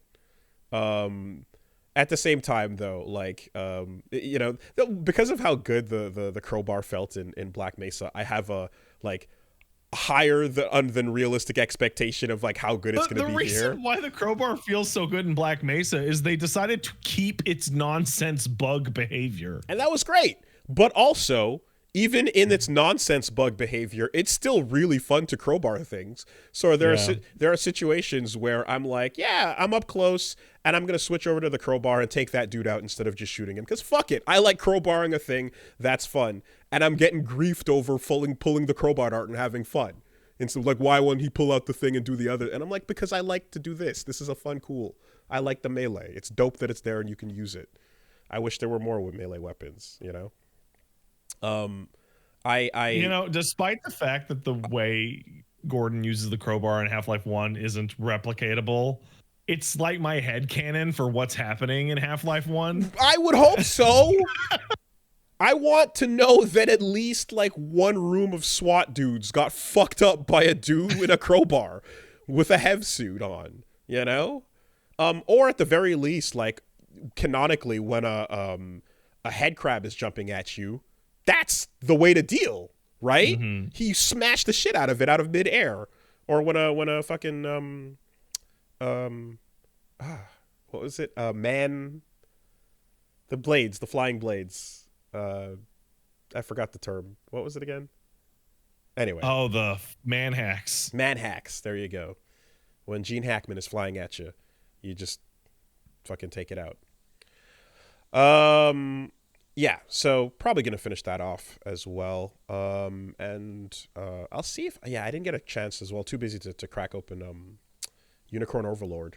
But the full thing's dropping soon. Very shortly. Yeah, so I might just wait for that. How long was the demo? So, before I talk about Unicorn Overlord, I should mention that the devs sponsored me to make a video on Unicorn Overlord where they're going to pay me money after I invoice them for making a video about Unicorn Overlord. So my opinions are sponsored. The demo's 7 hours long. Woo! That's a full-ass day. Yeah, and you know it's 7 hours long because it just runs a timer in the bottom right of the screen that says, here's how much demo you got left. And I played it for 6 hours and did not feel like I was coming anywhere close to whatever the end of the demo was. God damn. Okay. It's It's really good. Also, you can Yeah. carry your demo progress right over, so you Nice. might as well just start now. Is it the first 6 hours? Yeah. Okay, great. And your data carries forward. Great. As is. So you might, if you wanted to, you could just start it today, and unless you play for 7 straight fucking hours, then you'll just continue on the full release when it happens. What is the pie chart breakdown between new original shit and kind of Fire Emblem and kind of other tactical things we know? This is a gumbo. Okay. This is a gumbo game, as you once so described. This is okay. So the best way I could possibly describe it is by using other games. First of all, its primary inspiration is Ogre Battle. Okay. It wants to be Ogre Battle really bad, and it looks like Ogre Battle, and it sounds like Ogre Battle, and it plays like Ogre Battle. The strategic map, when you're like pulling out units to send them out at people, is like 13 Sentinels. You're all moving in real time, and you pause it and you send them to where you want to go, and when they touch, they'll have a little fight, and when they have a little fight, they'll have a little Fire Emblem fight. Yes. Okay. Between the units that you set up. But the actual map is real time units going where they. Okay. It's like it's RTS. So it's a little bit of like, fine, I'll do it myself, says George Kamatami, Ogre Battle wise. I don't think George worked on this. Oh, it's not him. Oh, okay. No, I don't think so. So the basic gist is that instead of like a Fire Emblem or what have you, where it would be I pick my warrior unit and send them out, you're sending a full party out that you've built. So, and you can build them in any order and any unit combination you want. Okay. And then you go into their party formation, and you go and use the FF12 Gambit system on their moveset. Okay, so two things. One, how many people are in that group? And two, what does that mean? So you will start a mission, and you will go to the fort or whatever, and you'll go, I would like to pull this unit out, right? And a unit can be comprised of 1 to 6 characters. Okay. Right? You upgrade it over the course. You start at 2. Within the demo, I was able to upgrade to parties of 3. But eventually you get to have a full party of 6 as 1 unit on the field. Okay. Is a party of 6 fighters. Individual you choose whichever. Yeah, okay. And then you go into the menu, like prior to the fight, and you say, listen, I want my spearmen to focus on columns of enemies because they have a spear that hits multiple people straight through. My archers to focus on evasion enemies, and you tweak them to all do what you want. Then you'll see their turn order, and then you'll futz with them so that the guy who shoots out poison hits the highest HP target, and you basically build the way your unit wants to. You want your unit to function. But once you've built up that 6-man unit of 6 different people and tweak them, they now function as just a single chess piece on the board. Yeah. Someone rightfully pointed out, the Super Robot Wars squad system in Alpha 3. Yeah, you have multiple units. I'm not familiar, but yeah. Multiple units becoming one unit, and then they're together, and you function. They function as one. So basically, what you end up doing is you start the game, and it's like you have like 10 characters or something like that, and you only have little parties of 2, but then you upgrade it to parties of 3. But the idea is that even if you are fielding a fight with like 40 characters, you're actually still only going to be controlling like 5 units. Right. Okay. And so all of your like complex theory crafting building shit, it's all before. And then when you're in the fight, I'm moving my guys around. And I know what I know what this unit's good for. I know what this unit's strong against. And is each unit kind of self-sufficient to a degree? If you make them that way. Okay. So like you could make a unit out of 6 archers that will just kill any flying unit they come across. Like you get a perfect preview of how much damage is going to happen. Yes. So you'll get to see like total loss or total victory, and or like how much damage do you take out of this. Love a perfect preview. So what I did, I used this example for my video that I made, where I picked the main character, Elaine, who has guarding spells, but also like increases the amount of stats you earn. And then I put a thief in the front row, and thieves can dodge almost anything. So every time somebody would attack the thief, they would just dodge. And if they did go to hit the thief, Elaine would run forward and block the one hit that got through. Meanwhile, I had other guys in there that would just attack like 10 times in a battle. Okay. So I would be taking no damage, and they would be taking 100% damage. They would just die outright.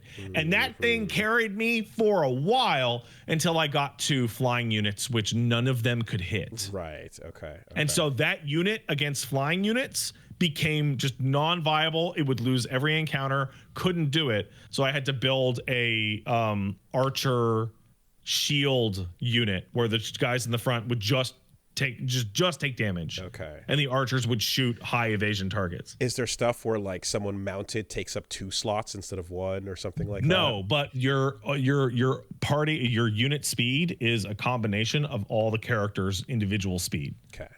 So if you have multiple cavalry in a unit, it's gonna zip. It's gonna go. Interesting. You can also have have archers provide support to other units in their battles if they're close enough.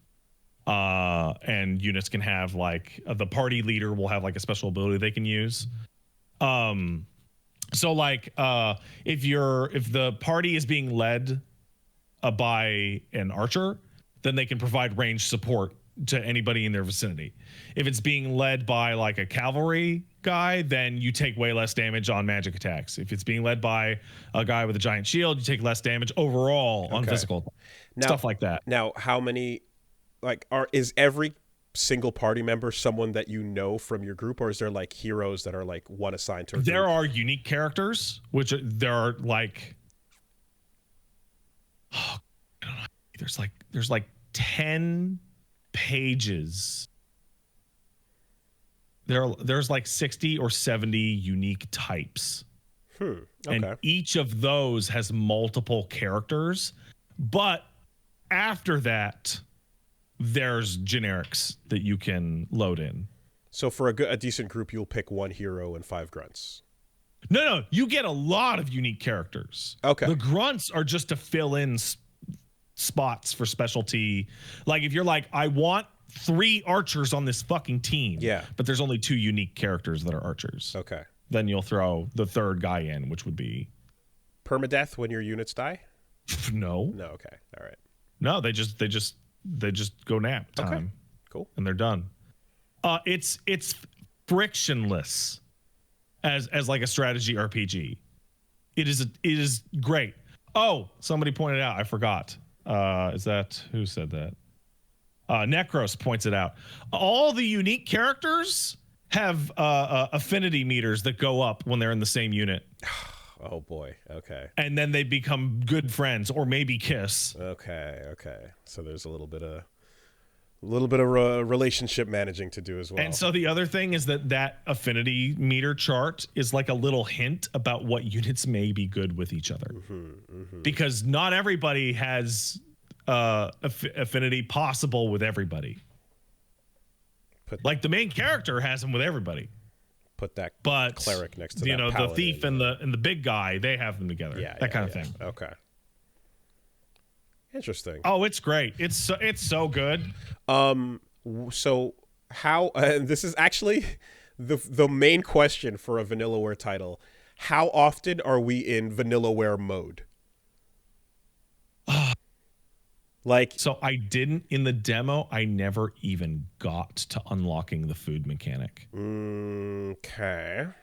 But every single after every mission, or before and after every mission, there is a narrative section where walk around, talk to people, are walking around, talking, stretching, animating, even though they don't need to. Yep. Vanillaware mode. Yep. Okay. A lot of heaving bosoms. Oh yeah. Couldn't have it any other way. Okay. So there's proper usage of all these characters, and we get to hang out with them outside of but just also the little like brief battle scenes. Cutting to the units fighting and vanilla wearing all over those other units Looks gorgeous all the time. Yeah. Oh, it's great. Okay. And based on, I guess, the initial 6 hours or so, if you're comparing it to like Ogre Battle and stuff, I'm like, so are we talking like, how long is each fight, I guess is the question. Are you... Because it's pause, right? You can pause when you're making your decisions. I found that each fight took me about 10 to 15 minutes. Oh, okay. That's not bad at all. Okay, I was wondering if it was like half an hour or so. I spent a lot longer in the system telling them what to do before the fight than I did actually fighting.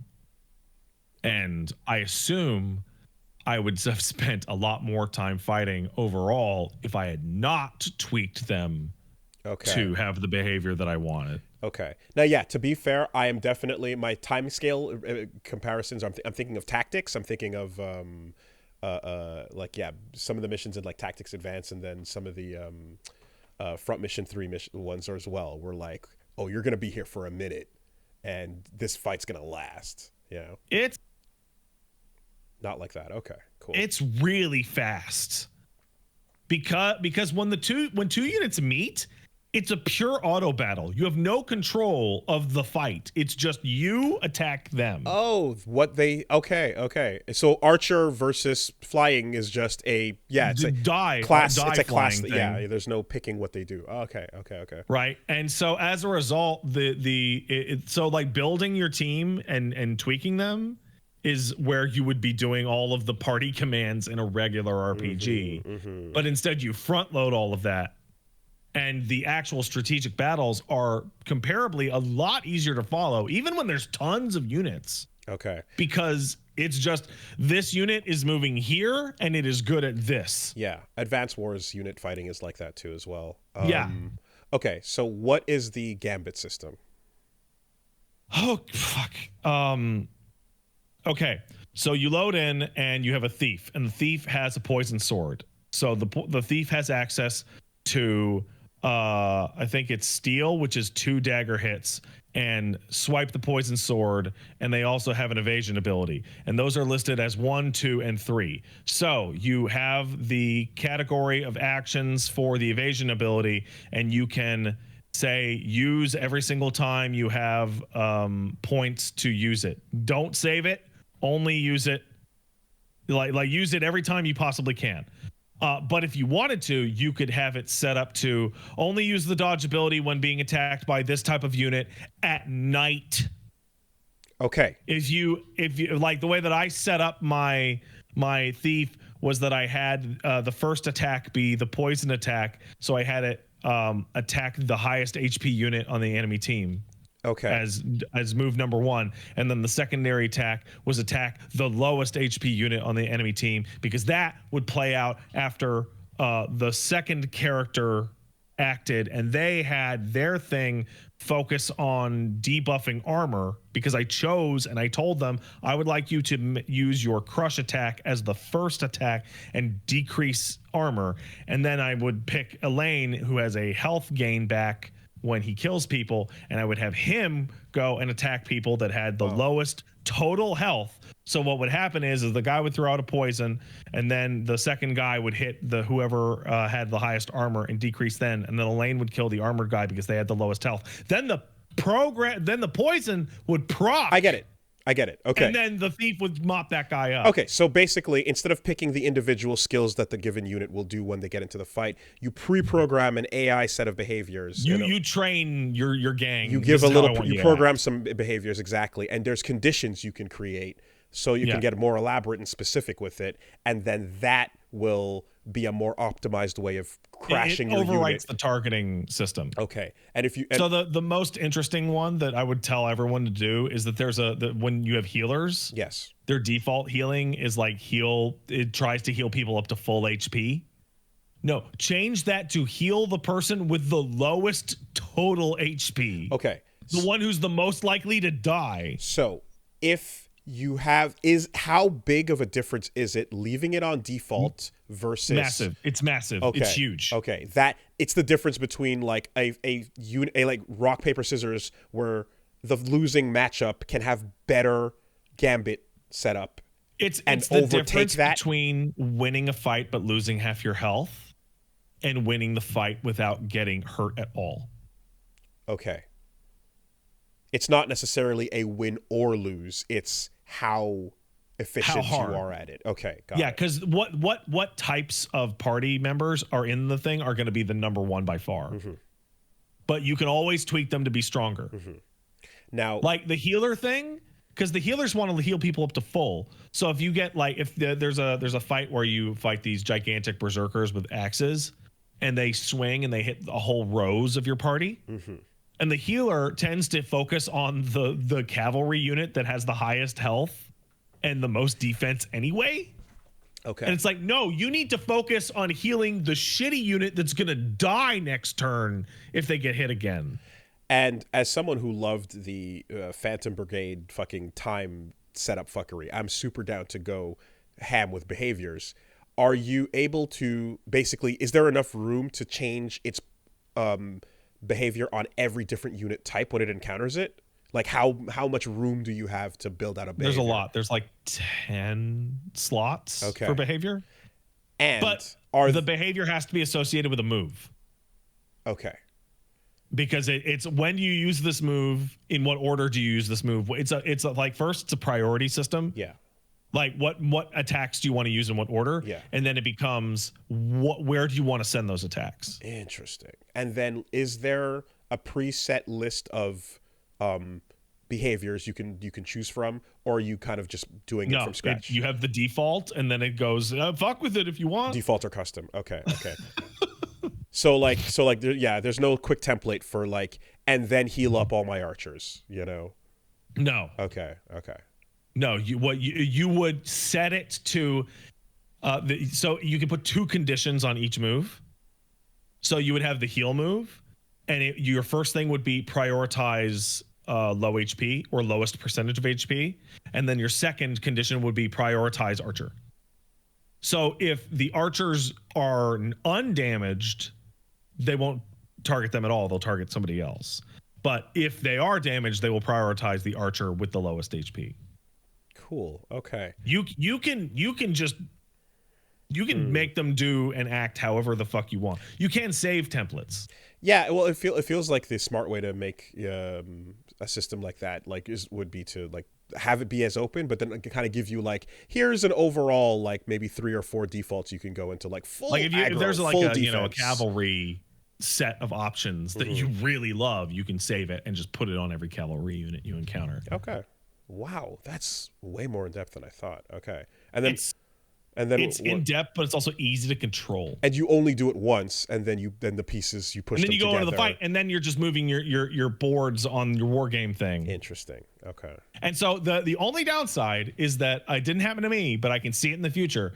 You can totally end up with like we're rolling into this fight, and this is the way I built my army. And you load in, and you're like, I am going to lose. I didn't know what was coming. Yeah. I didn't know I was dealing with, and my shit is too specific. Yes. Okay. I would count that setup time as mission time, because instead of being in the mission, it's just beforehand, you know. But that 10-15 minutes on the fight is like, it would have been plus the decisions you're making on the fly, but here you did them in advance. So like you could make a unit that is 6 archers, which means any evasion, all thieves and flying units that they attack will just die. Like they will have nothing will live through that. But it means everything else that touches them will kill those archers. Right? And if you so you can make a highly specific scalpel, or you can make some units a hammer. Or I can imagine you could be super balanced and underwhelming by having 1 archer, 1 heal knight, 1 healer, 1... Yeah, that's probably too balanced. Yeah. You'll just kind of be underwhelming when you run up into anything. Yeah. Okay. Cool. And then there's an overworld that you run around and you help villages and you talk to people and do little quests. It's cool. Part of the thing, like they paid me to make a preview video for it, and part of that is like, by the way, there's a demo you can do on every platform that's like a full game's worth of content. And I'm like, what do you need a goddamn video? The demo is right there. You could just play it right now and see what you feel about it. If the Vanillaware game is not locked on the one console, then good. Let them get their word out. Well, Wooly, don't you worry. This game releases on the Nintendo Switch, the Xbox Series S and Xbox Series X, PlayStation 4, and PlayStation 5. And that's it. Don't ask about any other platforms.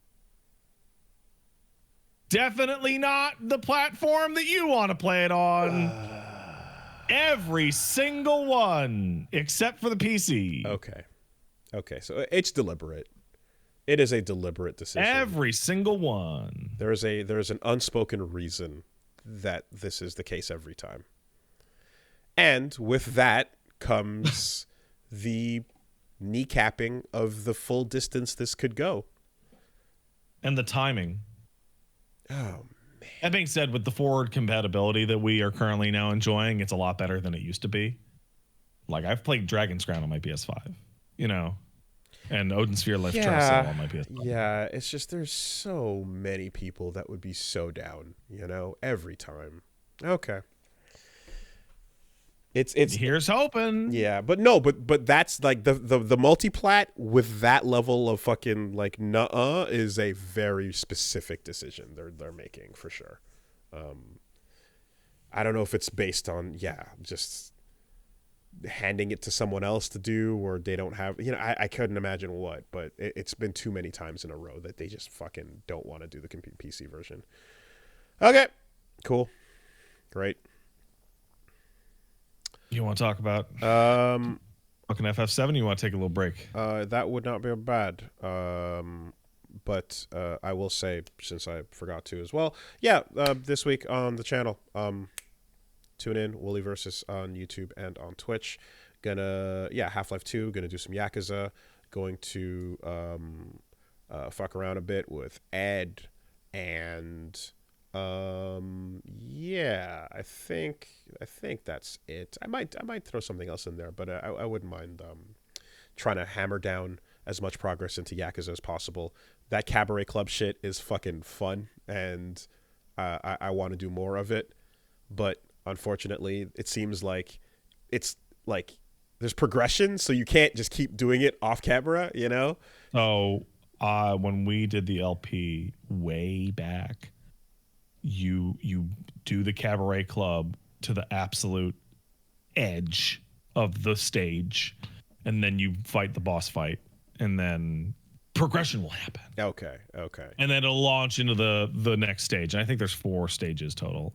It's basically the exact same progression as the 4 Kings of Real Estate in Kiryu's side of the game. Got it. Okay. Yeah, so gonna go try to hammer in some progress on that. That's the schedule. Okay. Let's take a quick break. I gotta pee. Burp.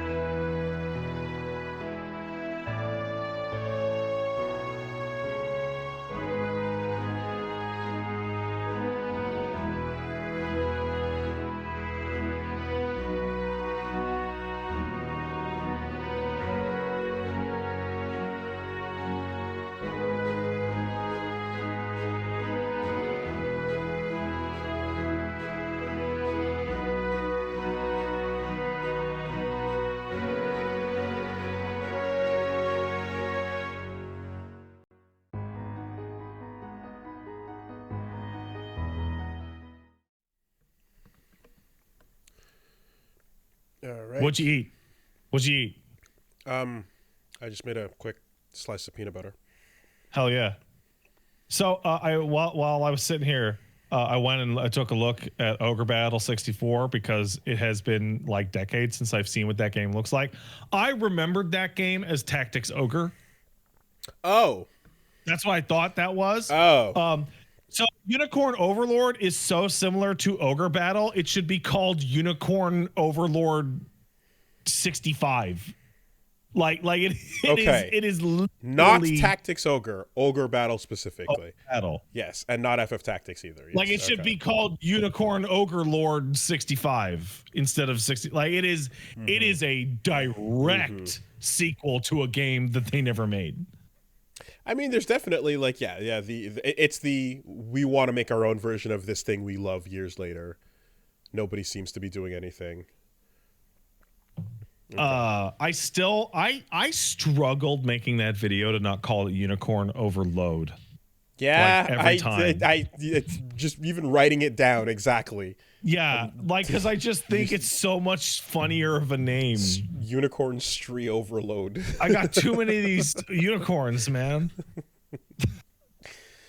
Yep. Before FF7, I'm going to give a quick baby update. Baby is now reaching towards your face with his hands to touch your face and being cute, which is awesome. This has also led to me having to just tacitly endure getting slapped right in the face. Yes. Okay. Because the motor control ain't there. Mm-hmm.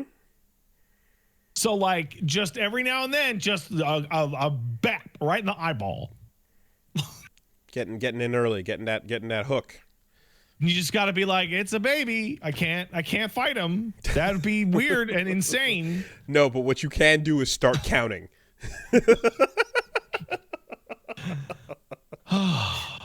Mm-hmm.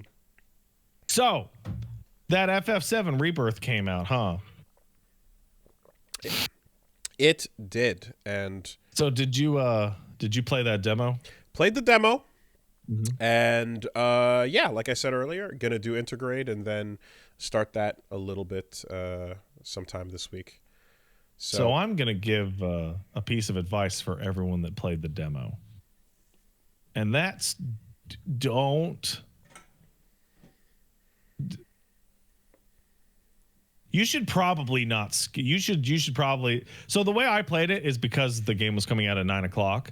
I did the demo at 7, right? And then I went in and was like, "Oh, cool! Now I can skip the part that I played the demo." But it asks you. Yeah, it asks you. Oh, right. This led to an extremely bizarre sequence of events. In particular, and this is really, can we just, really before we important. go any further, just give anybody who's listening a heads up as to what to expect in terms of how we're going to talk about the game? Okay, so in terms of story, because people are definitely coming into I'm, this going, what should I leave? What do I do?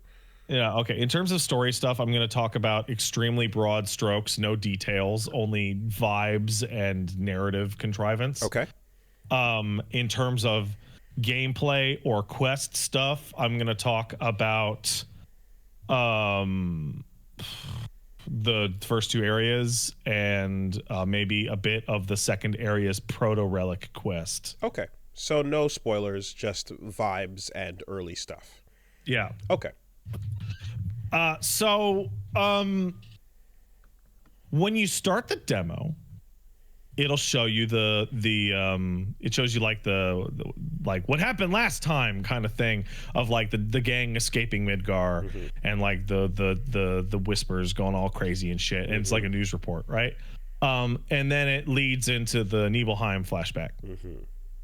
And so when you play that in the demo and you do the Nibelheim flashback, and then it stops at the end of the demo, and then you play the full game and it starts the same cutscene again, right? It's like it's the the news, it's the exact same one.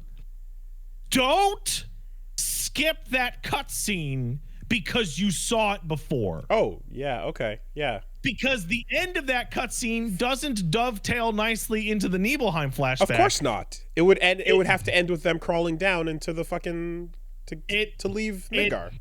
It leads to something very different. Yeah. Okay. I would have been very weirded out if the game teleported us to Calm. You got to. And then, yeah. It still does.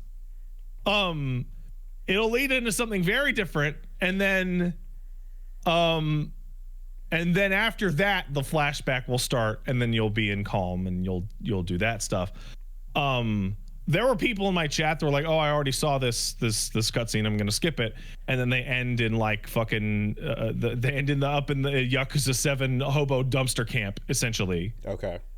Right, like some people like there was a Yakuza 7 meme about like skipping the cutscene where you confront Arakawa, and then the next scene is you waking up in the garbage. Yeah. That's pretty good. All right. Right. Okay. It's kind of like that. So don't do that. In fact, if you can, the pacing is way better if you just didn't play the demo at all. Yeah. Okay. Okay. But you should play the demo because clear data on the demo gives you materia. I will say, I mean, for sure, I was gonna go through it again no matter what. Like that felt also pacing wise. Like if I want to kind of have that experience going through this in the way I remember, you'd want to go through it with the flashback into the rest of it. So, the new thing I did catch though, which is it might be nothing, but it is kind of funny. Like now on PS5, when you go to boot up a game, you'll see the like last quest or last thing you did, or if you didn't do anything yet, it'll have like the initial first one, and so like the first titular kind of quest thing already implied something before I even booted the game up, and I was like, okay, I might just be reading, but yeah, either way, it would be funny if like the game itself has a preemptive like telling you what's up moment before you even press fucking start. The game gets into weird shit right away. Okay. So do you remember how in Remake there was a long portion of you playing Remake, not you specifically, like the royal you, and this is assumptions on people's feelings, right? Where you're like, wow, that time whisper shit, that's weird. Oh well, back to FF7 as I know it. Yes. And then as you went further and further and further, it started to just diverge a little bit. That is not how this game's vibes are. Okay. Yeah. The same basic structure, progression, and dots on the map are the case, but it makes a very concerted effort, almost to the point of having a character look at the camera and say things are different now. Oh yeah, I mean, even the demo's like little opening video went, and now who knows? Like this is what happened, and now. So like a good example, and the only one that I'll be using, is that in the very beginning of the game, within 2 hours of starting the game, my mouth hit the floor and I said, really? We're gonna do this now? Okay. Things that I was expecting to occur in the next game. Okay. Gotcha. Like right away. And then they have a fun little time and play with it while simultaneously going along the same basic beats. Like, I mean, you go see Chocobo Billy and you're like, I gotta get past the snake in the swamp because it would stand to reason that this would echo the vibrations of the rebuilds, where you start with a little bit and then you vibrate a little bit more, and then you don't even recognize where you end up, Yeah. So then you get to Calm, and you get to explore Calm. And so in FF7 Remake, there was this like feeling of like, wow, I can't believe. I remember when Wall Market was 2 screens or 3 screens if you count Corneo's Mansion, right? And now it's this big sprawling metropolis. Right? But it's still like relatively muted in size. We're now at a different thing where you're like, Calm was 1 screen in FF7. And now it is a city larger and more complex than Rabanaster from FF12. Okay, I don't even have the It reference is on enormous. It's larger Giant. and more complex than like literally every single location in Final Fantasy 16. Okay. Yeah. It's huge. It has a bunch of side quests. It has hundreds and hundreds of NPCs. It has every type of shop. It has chests hidden around. And most importantly, your party will wander around and you can talk to them and you can hold down a button to see how much they like you, because the entire fucking game is a dating simulator all the way up to the gold saucer. Wow. I was waiting for you to say it has Queen's blood. Oh no, I'm saving that. Okay. We're gonna save that. All right. So you walk up to Red 13 and he's like, "Hey man, am I doing a good job?" And you're like, "I love you, Red." This is a paraphrase. This is the conversation as it occurred in my head. And then Red goes, "Aw, shucks." And then you get a goddamn message on the side, like, "Your relationship with Red 13 has changed. Your relationship with Red 13 has deepened." And you'll see a little pip go on next to his starts with a little sad face, but then, oh, maybe it's a smiley face now. And that is every time you and the party split up, you can go chat with them, and you're giving them a selection of answers as to what you want to pick. Like Tifa will ask you, like, "Hey, you remember that shit from Nibelheim?" And some of it's like really obscure. Is it a zero-sum game? No. Everybody in my party thinks I'm the shit. They all have little smiley faces. And the basic idea, I believe, is that when you get there, if you have one that is the highest, that'll be your date. But if you have ties, then you'd be able to choose. Okay. But I know that after you beat the game, you can go back and you can do new game. You can finish up side quests and then use those affection levels to go back to the gold saucer like chapter and redo it no matter what. Oh, okay. Interesting. Side quests are also associated with every character. So every side quest that you do is like a Tifa side quest or a Barrett side quest or a Red side quest. And that's the character that you're going to be talking to the whole time. And if you succeed in the side quest, that's the character that's going to like you more at the end of it. Okay.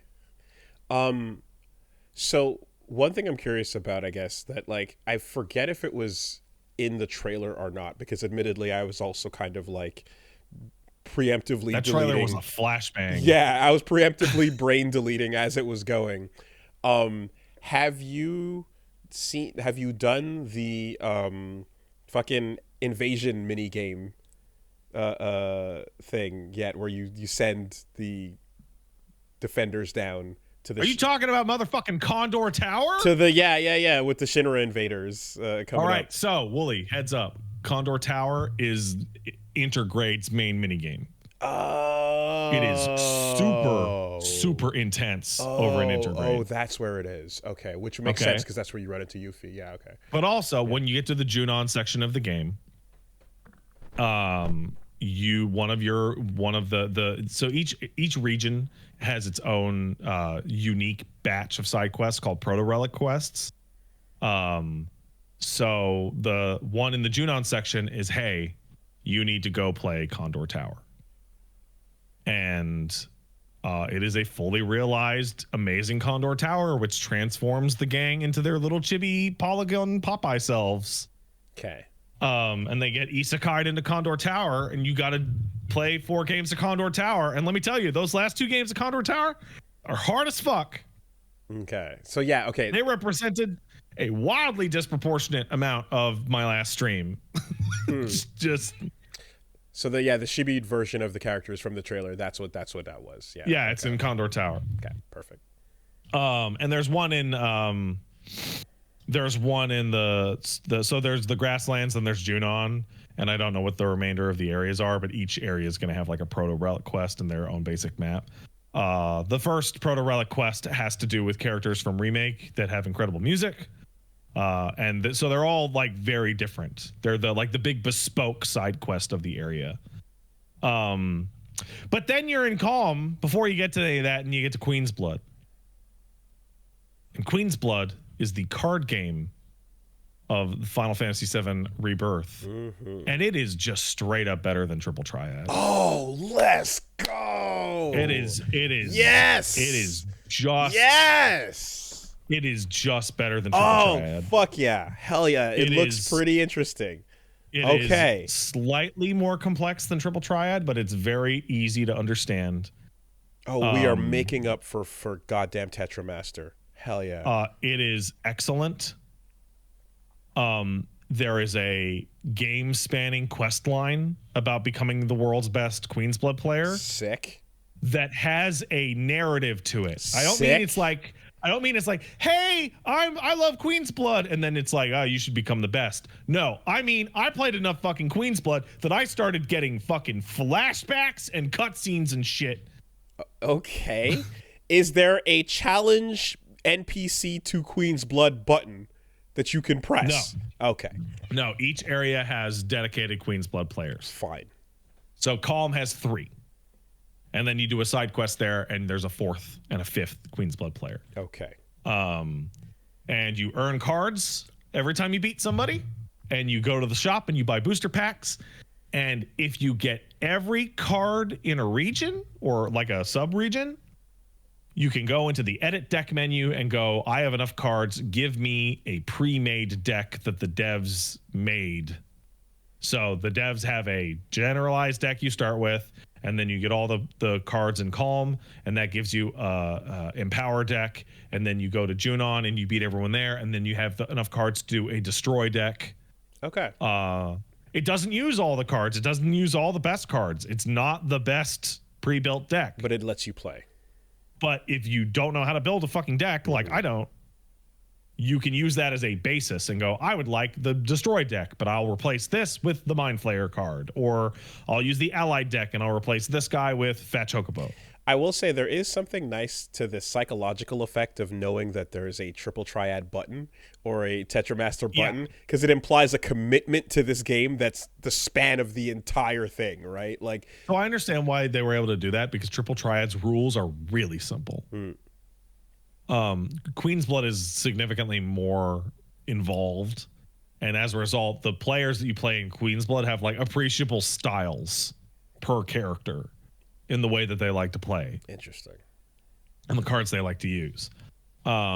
Is it like right off the bat, like, oh, this is ready for the App Store level of... Yeah, okay. Yes, okay. Absolutely. Okay. Absolutely. Sick. And we are going to be complaining about how Queen's Blood is trapped inside FF7 Rebirth. Until it's not. For many years.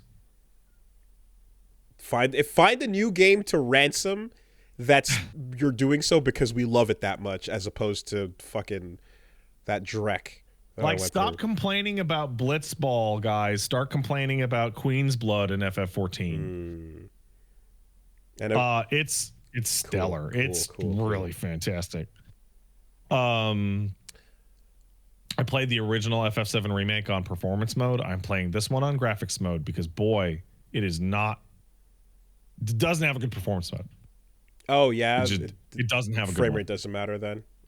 The frame rate is 60 most of the time instead of all of the time. It's most of the time.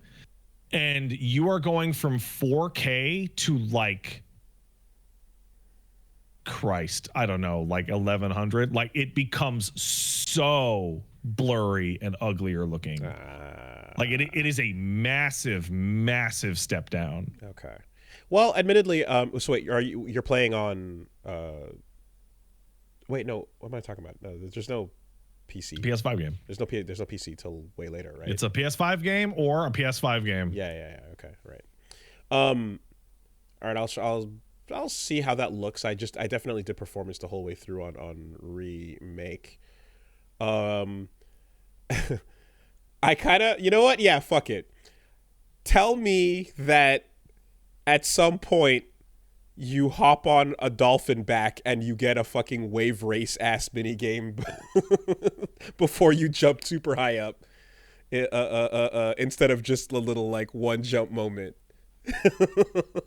Yeah. So I haven't done that yet. Okay. But yes, that is there. Yeah. So probably too much game. So like Infinite Wealth and FF7 Rebirth have something in common, which is, do you remember that RPGs used to always be filled to the fucking brim with extra shit and extra modes and extra little games? Mini games, if you would. Breathe in your lungs to do CPR good. Yeah. Mini game. So what? In why? Rebirth, Literally why? I have done stealth missions on chocobos. I have played Fall Guys with frogs. I saw that in the clip. Played for a shit ton of Fort Condor. Man. There's a lot. And there always has been a lot. But it's just taking it even further now. I've played the piano. I've done memory games with summon shrines and so on and so forth. Even like around the map, there's like little battle challenges. The battle challenges aren't fight this dude. They're like, learn how to fight this dude. So maybe it'll be like trigger the enemy to do a deadly attack and then dodge out of the way, or pressure them and use the stagger system, or make sure that none of the enemies use their poison move, and shit like that. The game is also like really so preface, I'm somebody who plays video games as a living, so I play a lot of video games, right? On normal, the game is like perfectly balanced. Okay. Like perfect. Fodder out in the world is trash. Mini bosses give me a real fight. And the 3 boss fights that I've done, I have finished with almost my entire party dead and 1 person in the red. Wow. On all 3 of them. Interesting. Like scraping my corpse off the ground to get 1 final hit in and managing. Okay. Huh. I feel like just from my experience with it, like there's a huge difference between Cloud running around solo versus Cloud plus 1 single other person. And the moment you have 1 other person at all, everything becomes insanely more manageable. So they pick it up. They throw more at you as a result. Remake, you spent like most of Remake with a 2-person party. And here, not only do you have a 3-person party, but switching between party members takes less than 1 second. So you set up presets. So it's Cloud, and then my preset would be like Red and Tifa, and then like Barrett and Aerith, and then like Red and Barrett. Oh, and the way that you switch. You're not PHSing? No. Oh. So I don't know why they didn't show this off clearly, but it's really important. This is one of the most important minor features I have ever seen in an RPG ever. The whole party is with you the whole time. So if I have Cloud, Red, and Tifa, and we're fighting, Barrett and Aerith are still there, and they're still fighting. They're just doing very little damage, and I can't control them. You're just picking 3 to control, but they're all together. Whoa, that is weird. Okay, this means I currently have a party of 5: Cloud, Barrett, Tifa, Red, and Aerith, right? That means by the end of the game, I will be wandering around the field with Cloud, Barrett, Tifa, Red, Aerith, Yuffie, Vincent, Kate, and Sid. That is 9 all together, people. And you just control the 3 you want. And they will all be there. That's crazy. Whenever you're riding around on your chocobo or riding around, the whole gang is right there with you the whole time. They're definitely, all those moments of like, hey, who you rolling with? Who you gonna pick? Everyone. So when you hit X to get the command list, you just hit L1 or R1 and it switches who's in your preset party layout. And so what happened? Like when you switch, like my team number 1 is Cloud, Red, and Tifa. And team number 2 is Cloud, Aerith, and Barret, right? When I click X and hit R1 and you see the little party list change, the only difference is that when I'm running, Red and Tifa slow down a little bit, and Barret and Aerith pick up a little bit so that they're the ones right behind me. Interesting choice. Okay. Huh. It kicks ass. It's awesome. So I guess no more like Barret being salty that you didn't put him in the party type moments or things like that. No, because he's there. He's there. Yeah. Okay. Huh.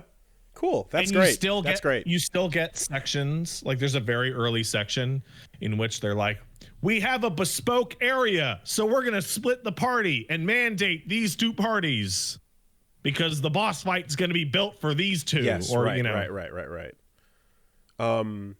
And the limit break interactions and double teams. So this is like the most complicated part of the league. Yeah, nice. Okay, so I didn't understand this for a long time. So hopefully I will be able to explain to people how this actually works. Okay. So you have your weapon, and your weapon has a dedicated skill on it. This was like in Remake, right? Your weapon's dedicated skill, you have to use it a couple times or fulfill some condition in order to learn it permanently without having to use the weapon.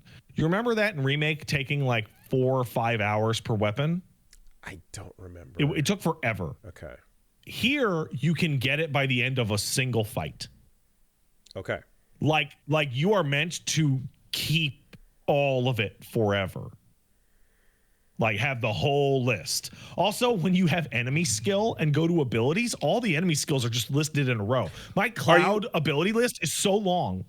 Are you still going into the weapon submenu and like leveling out each individual one? No, because that's been moved to something called folios. Which is a +3 attack, +10% ATB gain, or what's called a synergy skill or a synergy ability. And this is the game's big, complex new system. The big thing that looks like the sphere grid now kind of thing. Yeah. Yeah, that replaces it. Okay.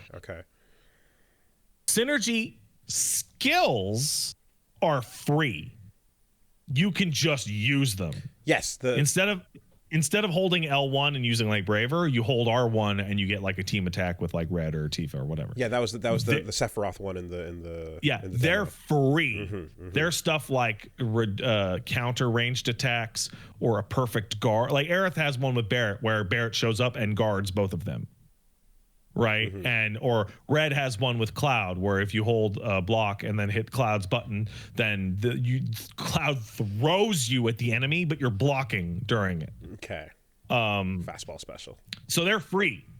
Then comes synergy abilities, and synergy abilities are a step between the commands and limit breaks. They're in between. So you can't use them in most fights because most fights don't last long enough. So the way that a synergy ability works is actually really simple, but it took me a second to figure it out because the iconography is a little confusing.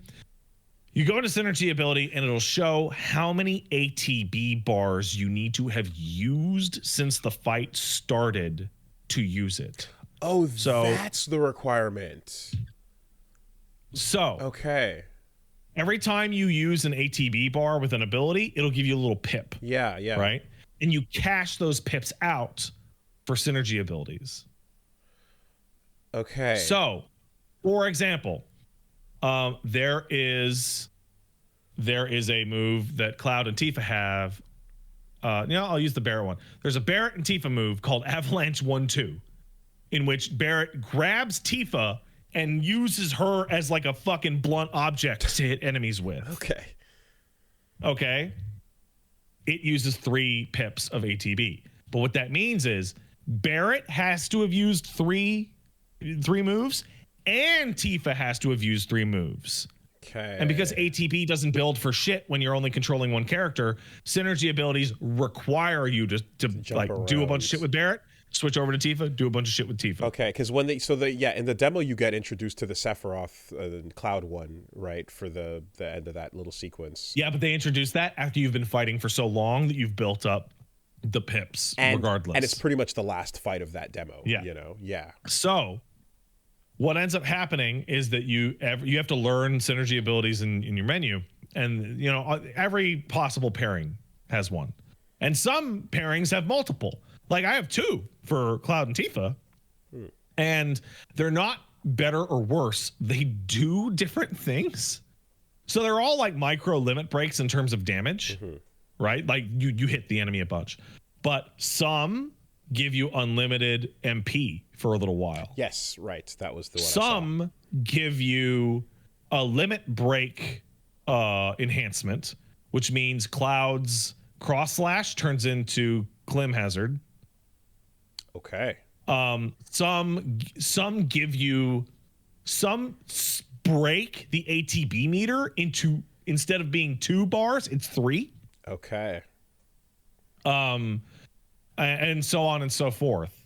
So basically, if you're fighting an enemy for long enough and you have used 3 actions on one character, switch to a different one for a little while so that you can use a synergy ability, because they're super powerful. And then once you do, you got to do the 3 and 3 again. Yeah. Okay. Except every time you use any specific one, that specific one will require more for the next one. So if you want to use a bunch of them, you would do here's red and Cloud. Now I'm going to focus on Red and Barrett. Then I'm going to focus on Barrett in that and Cloud. fight. Yeah. In that specific fight. Yeah. Okay. Interesting. It's great. And they're all cool. They are all cool interactions that you would expect. And that way it's built to balance around, if you're having a long boss fight, you're going to build up to these as opposed to in the middle of grunt fights. And switching around. Because ATB bars for your friends builds like shit. It's only the player character in control that builds ATB a lot with basic attacks. Okay. But these things, like the amount of different like cool ideas and interactions with this cast in terms of what you can do, it is the fantasy of like throwing like Thor's fucking hammer at Cap's shield. Yeah. Just like team up attacks. Dude, I said it, like the Chrono Trigger double text all the way. So a couple examples. Regular synergy skill is Barrett shoots at Cloud and then Cloud baseball bats the bullets into nearby enemies. Yeah, of course. Fucking Red 13 and Barrett use their defenses to become totally invulnerable. My personal favorite is Tifa and Aerith. Aerith throws down a white mage bubble, and Tifa uses the inside of the dome to bounce off and do meteor rain. Sick. Okay, that's cool. I'm hoping for a catchy Red 13 animal pyramid of nonsense of power. I don't know, but in the trailer, the one that Cloud has with Kate Sith, by the way, I'm going to call him Kate Sith because the English version actually still calls him Kate Sith. Fair enough. Is Cloud jumps on the Moogle's back and gives the Moogle his sword. And the robot starts swinging the fucking Buster sword around. Nice. Okay. They all have them with everybody, and they all have multiple with everybody, and they're all fucking cool as shit. The game's so goddamn good. Nice. And yeah, and you definitely now you gotta jump around the cast to get all that going. And that's well, also there's fights that are like Red can't fight aerial opponents. Like he is well, like, you know how Cloud has the Advent Children shit now? Yeah, okay. Red doesn't. Because I was gonna say, like, before it was like, oh, aerial shit, switch to Barrett, and that's what Barrett's good for, you know? Yeah. Ranged and all that. Oh, what's fun is because Cloud and Tifa can attack aerial opponents now, Aerith and Barrett have lost their ranged damage tax. Like, they were the only people who could fight aerial opponents, so they were a little weaker offensively than the others. Oh, so now they're just juiced. As a result, they are now... Okay. Barrett is super fucking strong. Barrett is incredible. What else? They're throwing materia. So I remember being like, well, what are they going to give us for materia? Because we already got all the regular materia in FF7 Remake. Like, we got fire, we got ice, we got this, we got that, right? Shit beyond Midgar. And so the solution to that is to give you weird new types of materia that that you would never have thought of that are great. So one of the first weird materias you get is fire and ice. It's one slot, but it gives you the full list of fire and blizzard spells. Oh fuck. Oh fuck. Oh wow. Okay. Okay, just combinations for better access to. They give you the ability to get a purple one, which is auto unique ability, which is you give it to Barrett, he'll do overload. You give it to Cloud, he'll do Punisher mode. You give it to Red, he'll use his like vengeance stuff. You give it to Tifa, and not only will she use, Tifa's mechanic in Remake, it was that her triangle did stagger damage and made the damage multiplier go up. Okay. Now, so you're saying, well, hold on. You're saying now when you give the CPU the ability to go into that. Yeah, mode. you'll give the CPU the ability to use the triangle button. Yeah, essentially. Okay. So in Remake, Tifa was a boss killer because you'd stagger somebody and they start at 160% damage. But if Tifa hit them with her triangle moves, it could go up to like 200%. Okay. But you had to use her install called Unbridled Strength to use her triangle abilities back to back to back. Now, if she has auto unique ability on, she is the only character that will cash in her ATB bar automatically for Unbridled Strength. So she will build her install automatically. Oh, nice. And when a boss gets staggered, the fucking character will wait until they are staggered to cash out their damage multiplier moves. Okay. So even if Tifa's completely out of your control the whole time, she's still doing it properly. The boss will stagger and she will run up and immediately kick that damage multiplier to 200%. Sick. Okay. Huh. That's cool. Oh, that reminds me. There was one of the synergy abilities that I forgot which one it was. The last synergy ability is use it on an enemy that's staggered and it increases the length of the stagger bar. Cool. So they stay staggered for how you lose time during an animation? Yeah. It gives you all that just time melt. back. Yeah. Okay. That's pretty fucking good. Also, the music is absolutely A+, incredible, amazing music. You remember Do Recompense? Yes. Okay, there's more of that. Let's go. There's more of it. There's Do Recompense, but there's more of that exact style of track. Okay. Right next to Do Recompense. Perfect. Yeah, man. The combat system was already so fucking phenomenal the first time around. Like, yeah, these little tweaks and such are just like, that sounds like quality of life, but then the entire ability to like add the double text to it, it's wonderful. So there's one gigantic flaw from Remake that is gone now, which I'm really happy about it. I don't know if this was your experience. When I was playing Remake, I would save my limit breaks because I would want to kill that last 10%. Mm-hmm. And what would happen is I would get there and I would hit the limit break and the boss would fucking phase change and the fucking damage wouldn't go through because of the speed you got your limit breaks at happened to coincide with phase changes. Okay. I don't think that ever happened to me, but it's been a minute. I blew like half of my limit breaks in Remake on enemies that were technically invincible. Right. Because the first hit of the limit break knocked them into invincibility. And they're doing the whole setup. That doesn't happen anymore. Okay. It might, I guess, but it didn't happen to me. The damage is real. Yeah. There is one complaint, and it's really funny because the music is so stellar. If the music wasn't like A+, one of the best soundtracks I've heard, this would be a problem. The audio mixing in most of the game's cutscenes is so bad. Voices versus background? Yeah. I was doing a quest. I was doing the first game's I was doing the first proto relic in the first area. And the music was so loud, I could not hear the characters talking. Jeez, okay. Like it is hilarious how loud it is. It's not a particular for the game's like important marquee cutscenes. That's not a factor. But whoever did the whoever did the audio mixing on the side content cutscenes fat fingered the knob or something, because it is hilarious. Which means, though, because it's inconsistent, you can't just bring it all down in the options. You can't. No. That sucks. Okay. No, you're just going to have to, you're going to be talking to characters in a side quest, and you're going to just be mentally going, I can't hear you Weird. over this incredible music. Fucking Spider-Verse shit. Oh, was Spider-Verse like that? What the original release of Spider-Verse 2 had the huge audio mixing problem.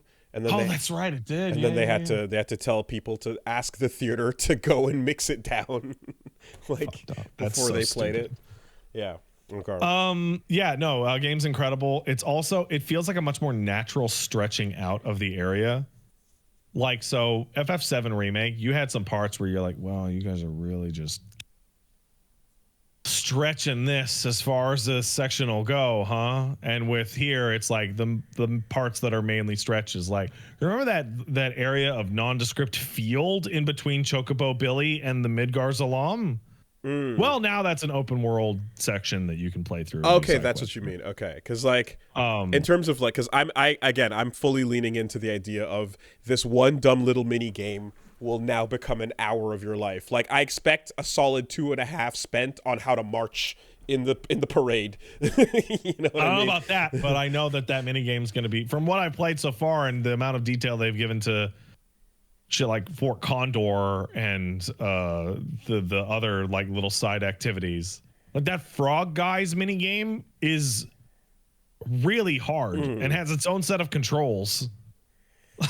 Like the idea of basically taking every little mini game that used to occur and turning it into an entire progression sequence, you know, and yeah, there you go. There's your time filled.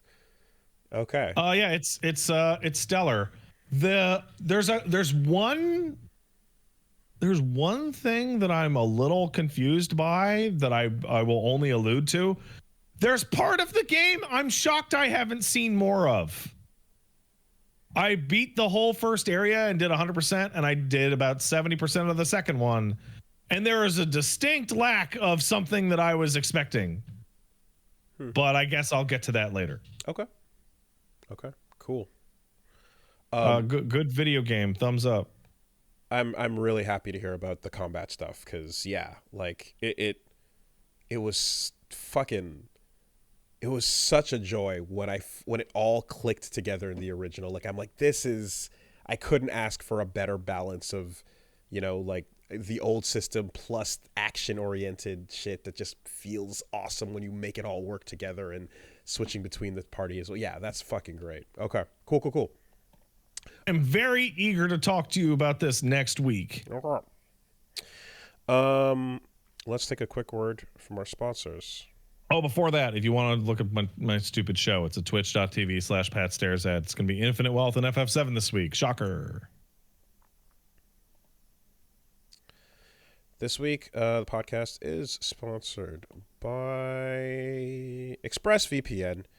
I love you, ExpressVPN. Using the internet without ExpressVPN is like leaving your laptop unattended in a coffee shop at a table while you run to the bathroom.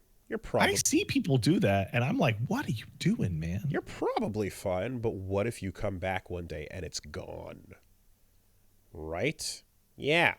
Or somebody used it to goon. Even worse than your laptop being gone is your laptop is gooned.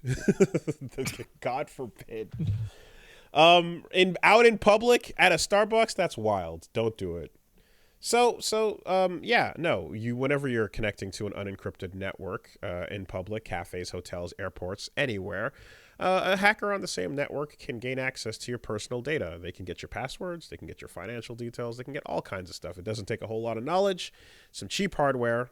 A smart 12-year-old could do it, or, again, someone with an Amazon Fire Stick and a couple of hours to kill. They can make up to $1,000 per person selling your personal info on the dark web. So you don't want to risk that. ExpressVPN lets you create a secure and encrypted tunnel that basically keeps your device safe so that you cannot have your data stolen. It would take a hacker with a supercomputer over 1 billion years to get past the ExpressVPN encryption. I don't think anybody's that patient. No, So that'll protect you. probably not. All you got to do is fire up the app and click one button, and just like that, you get protected on your phones, your laptops, your tablets, and more, so you can stay secure on the go.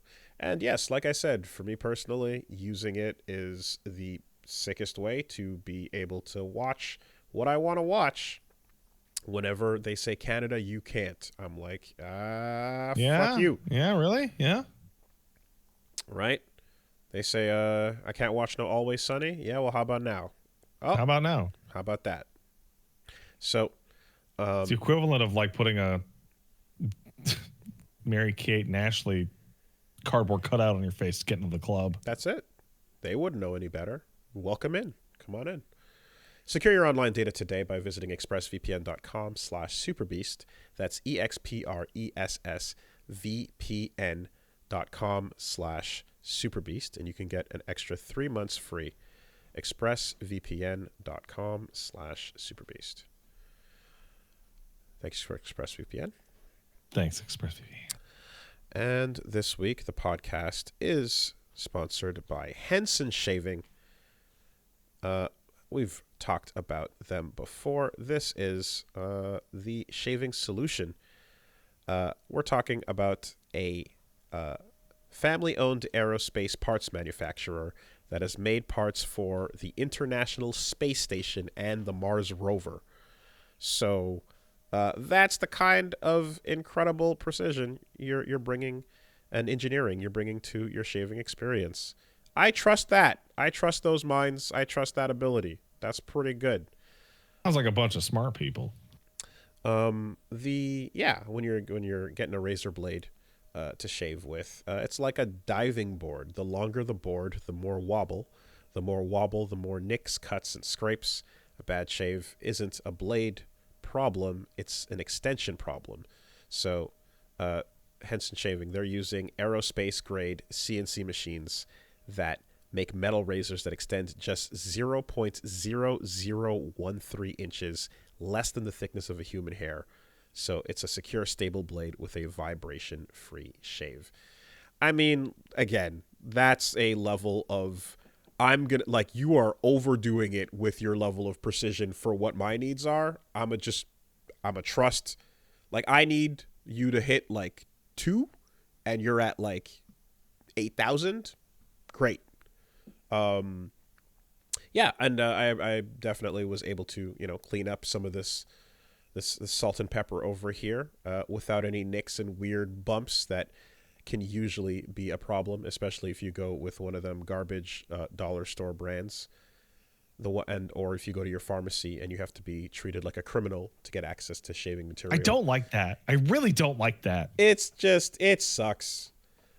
So cut all of that out. And say no to subscriptions and yes to a razor that'll last you a lifetime. Visit hensonshaving.com/superbeast to pick up the razor for you and use code SUPERBEAST, and you'll get 2 years worth of blades free with your razor. Just make sure you add them to your cart. That's 100 free blades when you head to hensonshaving.com/superbeast and use code SUPERBEAST. HENSONSHAVING.com/superbeast. Thank you, Henson Shaving. Thanks, Henson.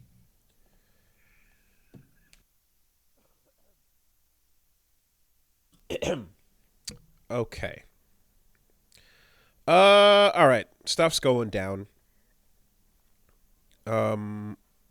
Couple of big Hey, ones. you fuckhead! Were you thinking about playing Unicorn Overlord on the fucking PC? Fucking don't do that! You'll go to jail, motherfucker! So yeah, the big one, especially as we were just getting started. Earlier this week, Nintendo filed a lawsuit against Tropic Haze LLC, the makers of Yuzu, the emulator, for Switch, and that then updated earlier today to a settlement was reached. Yuzu is going to pay 2.4 million out to Nintendo on a mutually agreed upon Yeah, Do they settlement. fucking have $2.4 million? I don't know, but either way, it seems that would be the end of Yuzu with whatever agreement they took. They basically had the lawsuit filed that said, the Yuzu facilitates piracy on a colossal scale, taking the position. And yes, even though there's been a history of emulation and emulators being legal because they don't feature the BIOS or any of the copyrighted material from the company per se, Nintendo is taking it further with this suit to prove that emulation itself is unlawful. So there's been a history of, like, again, multiple cases in the past that have tried to argue that the emulator is in and of itself, if it facilitates the ability to run the game, then that should be reason enough for it to be shut down. And courts have shut that down many times in the past with Bleem, with Connectix, with Accolade and Sega and Galoob as well. They were able to prove that, like, not just the emulator, but also like a hardware that runs a non-Nintendo or non-Sega piece of hardware that can run the cartridge as well is considered okay. And yeah, with this lawsuit, if it had gone through, the idea would be that they could prove it, that if they could prove it at an emulator level that this is the concept of emulation itself is a problem, then admittedly that could lead to definitely a knock-on effect that could be really bad for everything down the line with So Citra's dead too. I don't know if you saw that. I did not. So you know how you might want to play like SMT Apocalypse, SMT4 Apocalypse, that incredible 3DS game that there's no real way to play right now because the 3DS store is shut down and all the copies are printed, and go fuck yourself, I guess. Just don't play those games that Nintendo will consign to evaporation. Just don't play them. Yep. Shout outs to the annihilation of the entire eShop and everything on it. Fuck you. Yeah, it's so this is an interesting one because, again, I was curious to see how this was going to shake out, because essentially by Nintendo pulling this, they were looking to make a paradigm shift in the ruling that would then could be, they wanted to outlaw emulation, exactly, to take it back a level. And a lot of their language that the attorney was using in the case was kind of talking about how, okay, so Yuzu itself doesn't actually have, again, your BIOS, or doesn't actually have any of the material that proprietary material, exactly, but in its instructions, it tells the person where and how they can get them by sending them elsewhere, and the ability of facilitating that in and of itself, again, should be considered something that that should be considered as the same in effect, and that they should still be held responsible for the damages. So it's bringing this whole thing back up again, and it's kind of interesting because I saw alongside this, there's like, of all the cases, of all the people that could argue about the concept of emulation being a threat and a damaging element to their business or so, Nintendo is the one that is like the absolute worst about digital preservation by a country mile. They're unique in that emulation is like they actively disable or limit the ability to acquire their old stuff. And then when you go, can I emulate it if I want to play it and there's no other way to get it? The answer is don't play it.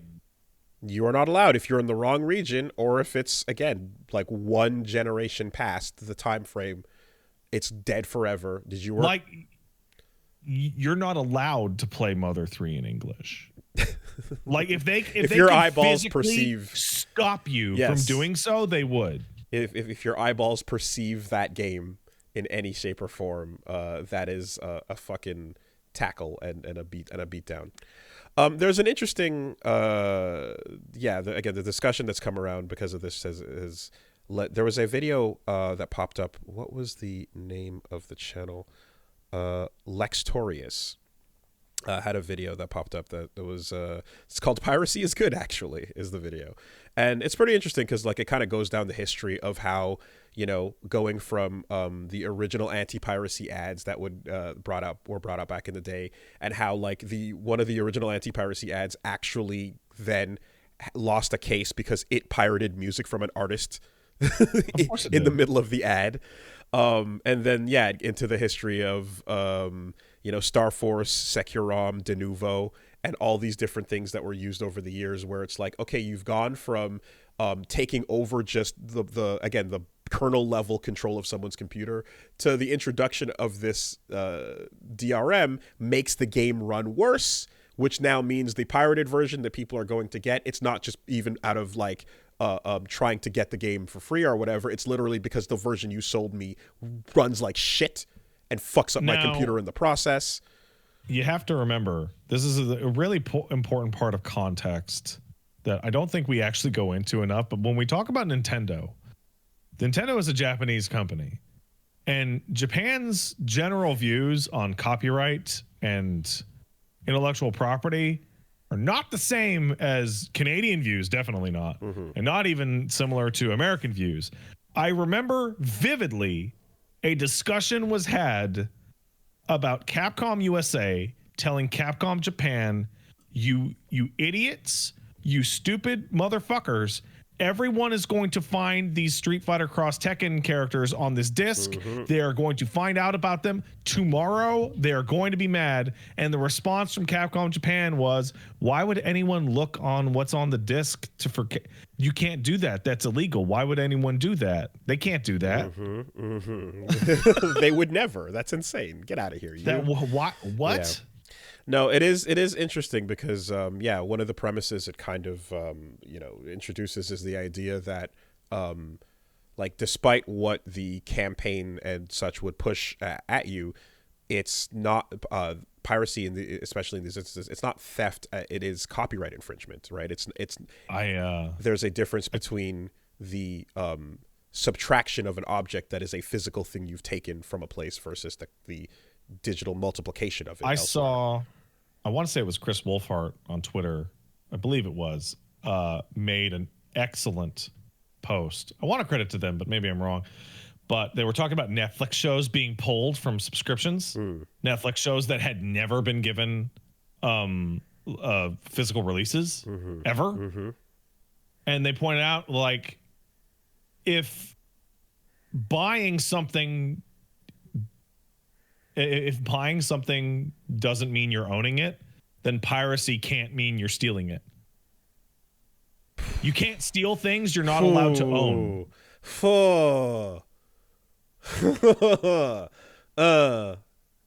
Interesting. Like, you can't have it both ways. Bars. You can't simultaneously say you're only purchasing the right to a license. Right.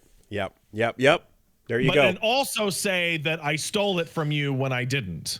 If we're going to be anti-consumer, we're going to be anti-consumer. Yeah. That's it. So Lextorius, kind of going through that, has a summarized point, which is, after going through a lot of the different details, devs deserve more money and to be supported. Piracy is not theft. Copyright laws kind of suck. DRM sucks more, and I can get a better experience playing some games because of it. Piracy is the only way to preserve some games and the only way some people can play most of them. And while it doesn't conclusively hurt profits, fighting against it has certainly hurt consumers. And even if it didn't exist, game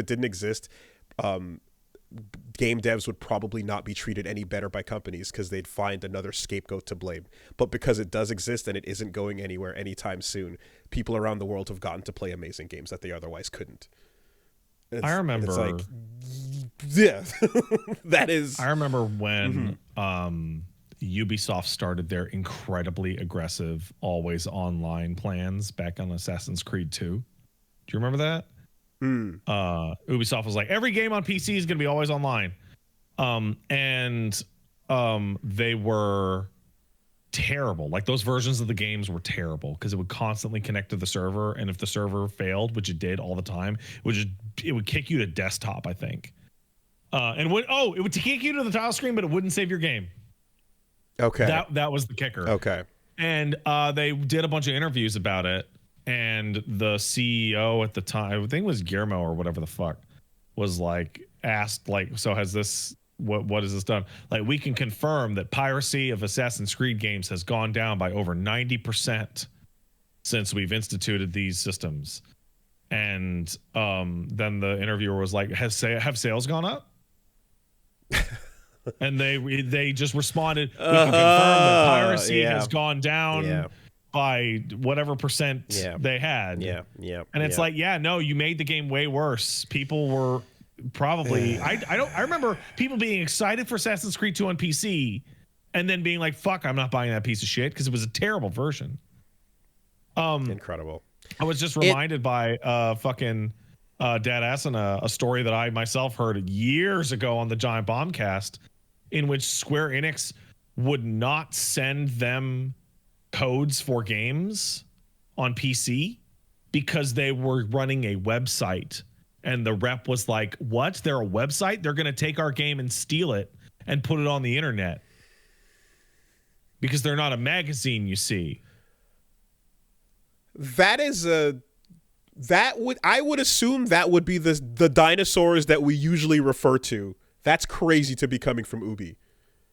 No, that was Square Enix. Oh, Squeenix. Okay, that was dinosaurs. Got it. Oh, okay. Yeah. Sorry. Yeah. Yep. Dinosaurs. Yeah. I think Jeff told that story about the original FF7. The GameSpot could not get a review code for FF7 because they were a website. Incredible.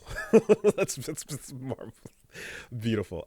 Dude, it's like, yeah, the timing of this too as well. This particular thing happening in this particular year, where the ocean is redder than ever, where the blood is still fucking drying on the sand in the industry is it's particularly nutty because it's like, piracy laid those people off.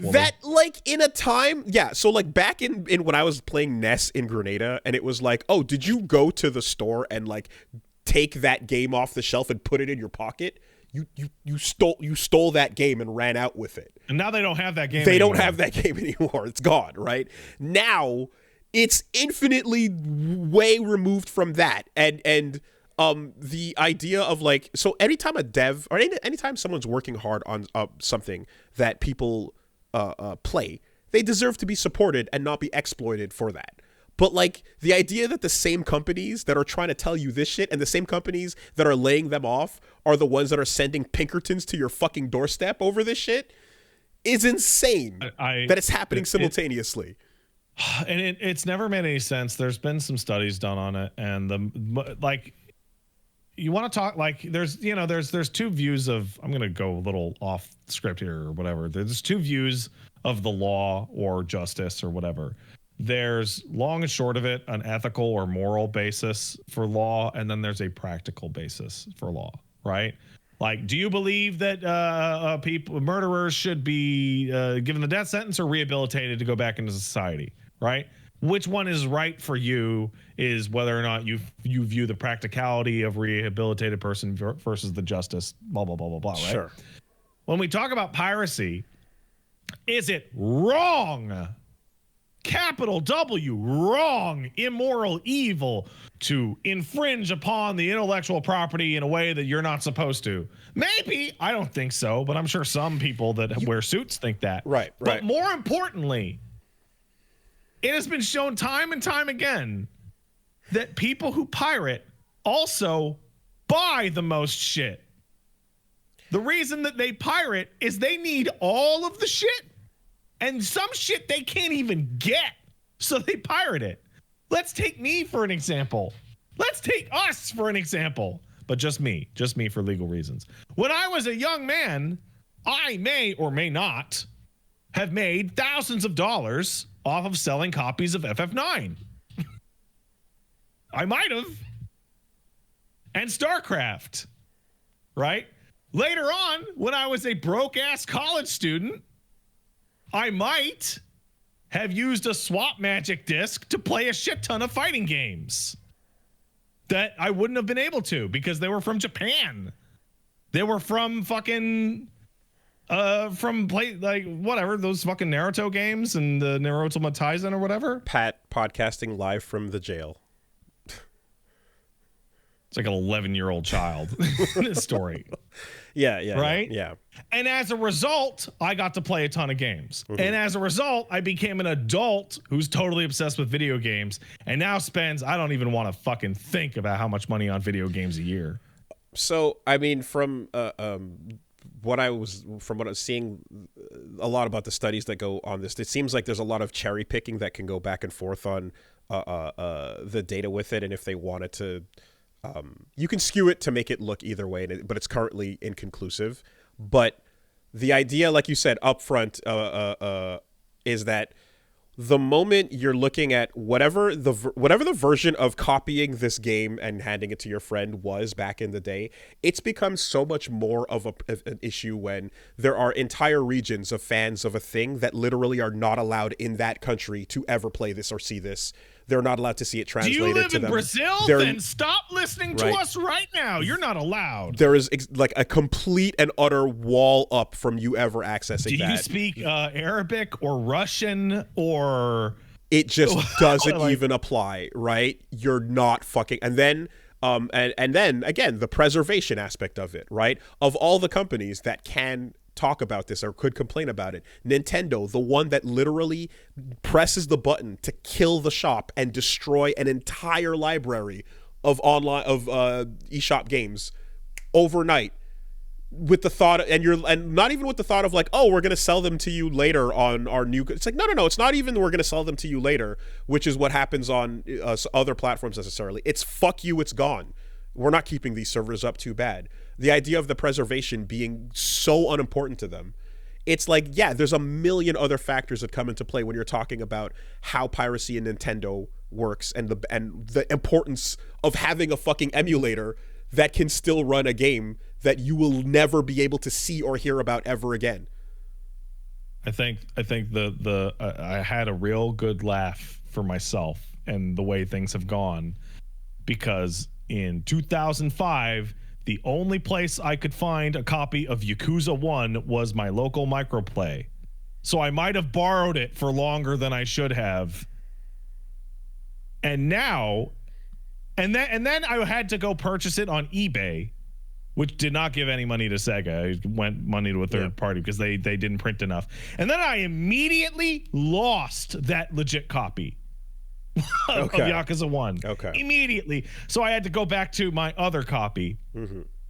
And that got me so invested in that series that now I'm sitting around and I'm getting an email when a Yakuza game comes out going, would you like some money to tell people about this game? I would never have gotten that far without a CD burner and a little moral flexibility when I was 2005. What? I'm 19. Whatever. Mm-hmm. Yeah. No. Look. Again, it's we've covered it many a time, but I think it's just suffice to fucking say, and it bears repeating. It's like, if there's an indie dev that is working on a project that is, in need of support for that because they made something good that you are playing and spending your time with, you support that.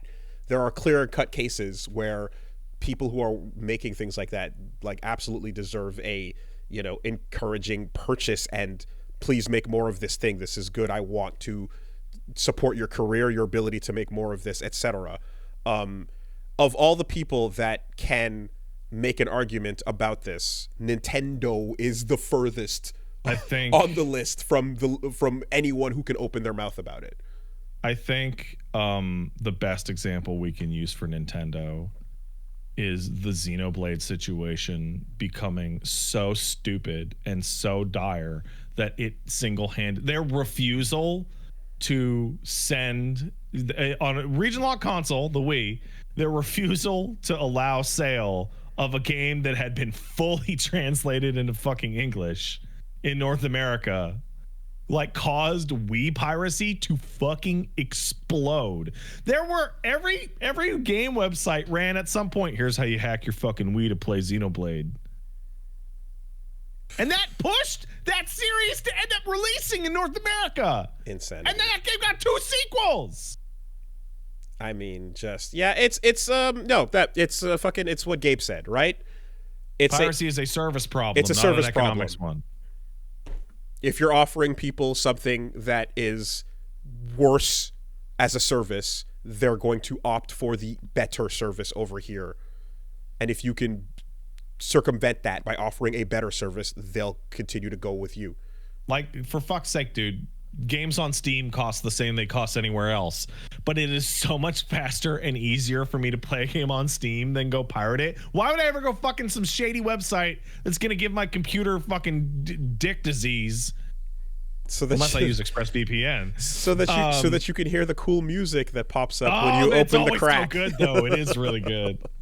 But like, yeah, no, like, hey, should I go to some sketchy website and pirate this thing and open my computer up to vulnerability and have to tweak it and do the CD key bullshit, or can I just pay $20 to click one button on Steam and now I'm playing it? Sure, you avoided de novo, but now your PC is just as busy and CPU's filled up because you're mining fucking Bitcoin.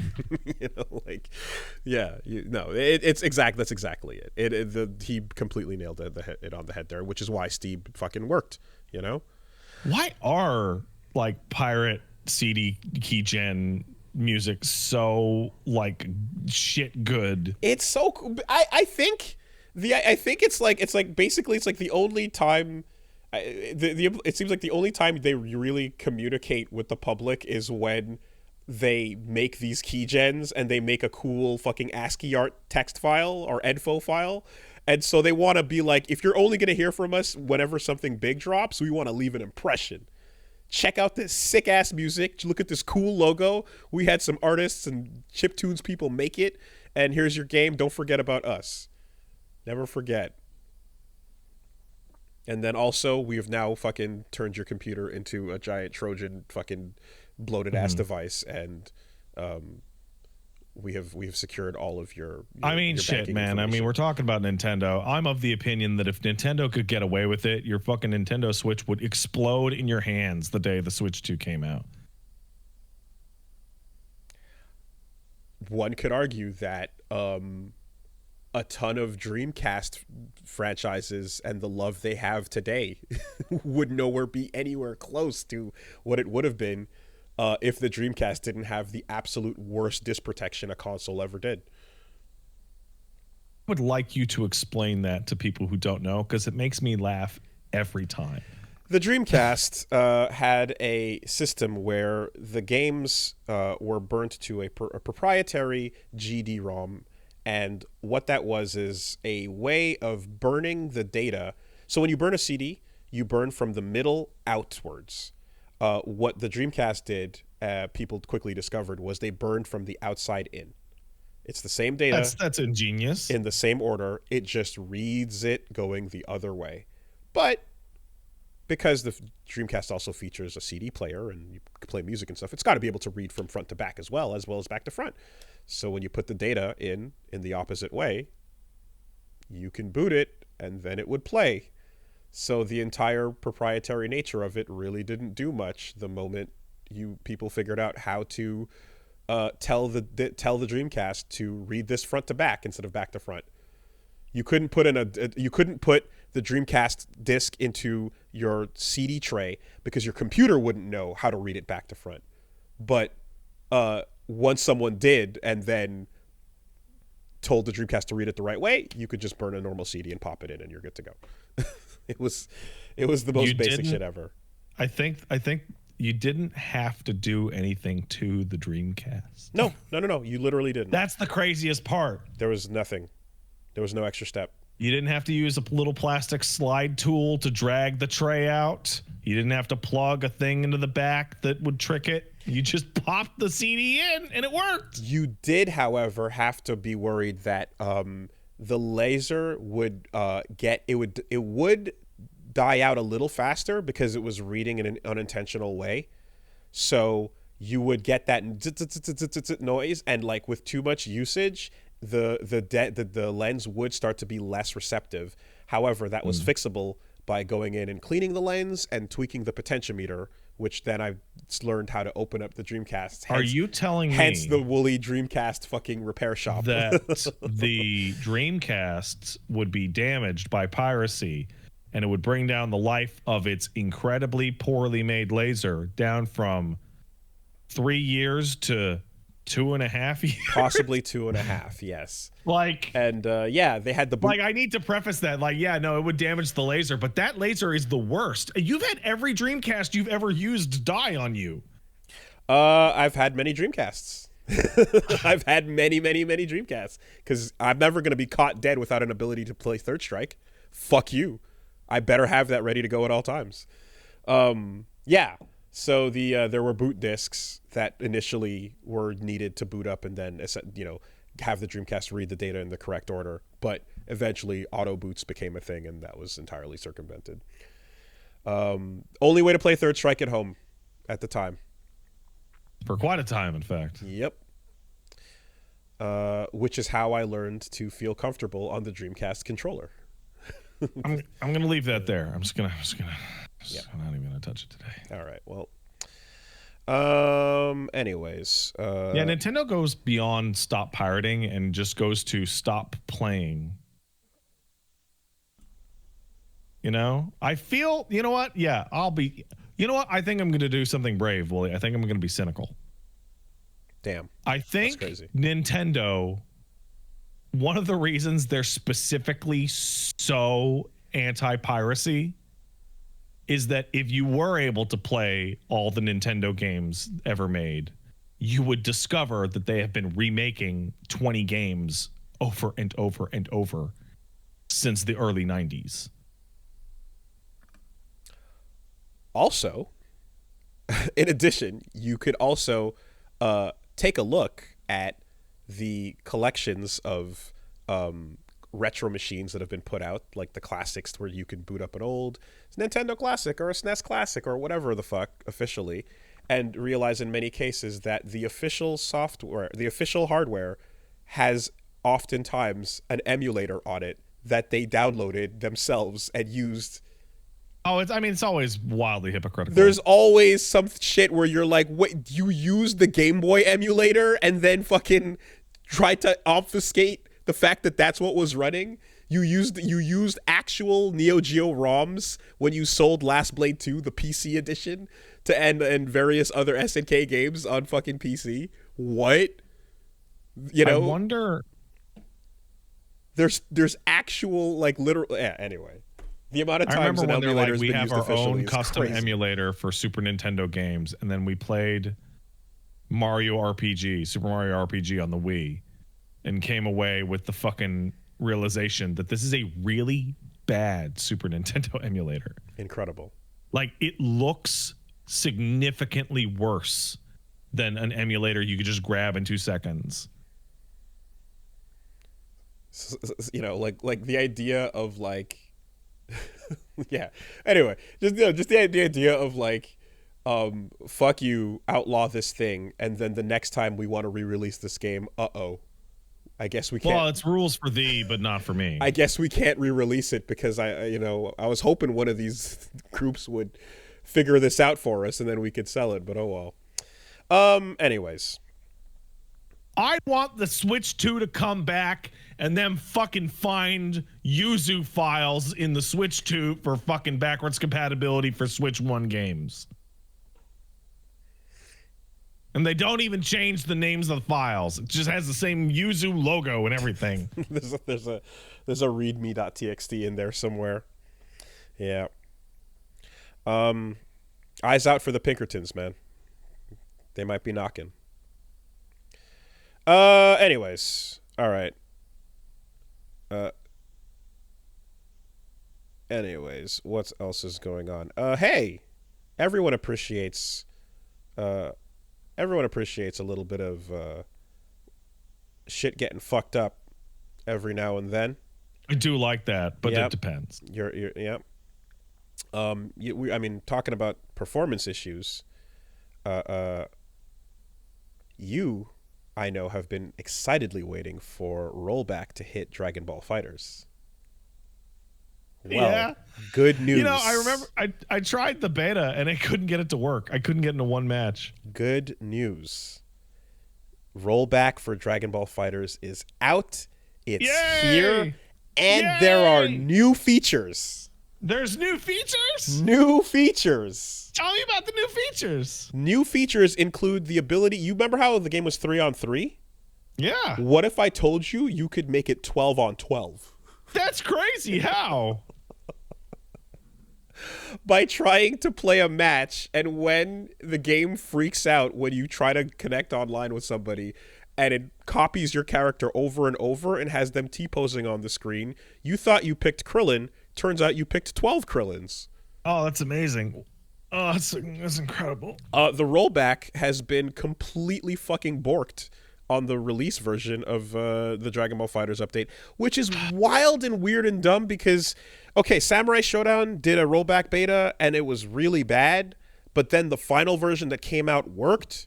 And here it's now just backwards, and you could go watch footage of people with, like, again, T-posing copies of characters, Gogeta level, SSJ4 Gogeta having a multiple clone attack that gets copied so that all the copies are on screen anyways, and you can't possibly tell. Like, it just fills the screen with nonsense, right? Salty Bet looking nonsense. And then an Uzaru form comes in, but because it fucks up that, they scroll over to the right and you see a T-posing Uzaru taking up the right half of the screen. It is so bad. It's really rough. It's in spectator mode. That's where all the crazy shit's happening. Okay, yeah. I don't know how this happened, that it got worse from the open beta to the release version. It's extra weird because, like, they've put out a bunch of games to rollback by now. You know, like the Guilty Gear, and so, you know, the other Guilty Gear and the other Guilty Gear. Yeah, but the problem, again, the reason why this one took so long is because even though it's ArcSys, but it's not, like, because it's the publisher that controls more of what's going on. So when it's not just going to ArcSys and getting them to do the thing. It's like Bandai in particular has their way of doing it on their schedule with their people, and that's not the same as the Strive team, which is not the same as, you know, all the other projects they're working on, right? It was all Bandai. That makes perfect sense. Yeah. Excuse me, because, you know, yeah, they, like, ArcSys is also, you know, like, that's P4 Arena got its own, and it seems like it's a publisher-handled update to the game after development has ended. So, I saw the fucking Dylan, you son of a bitch meme with Dragon Ball FighterZ and them's fighting herds with, like, the final update to this game breaking the fuck out of it. That's good. Know, I like that. Teaming up together.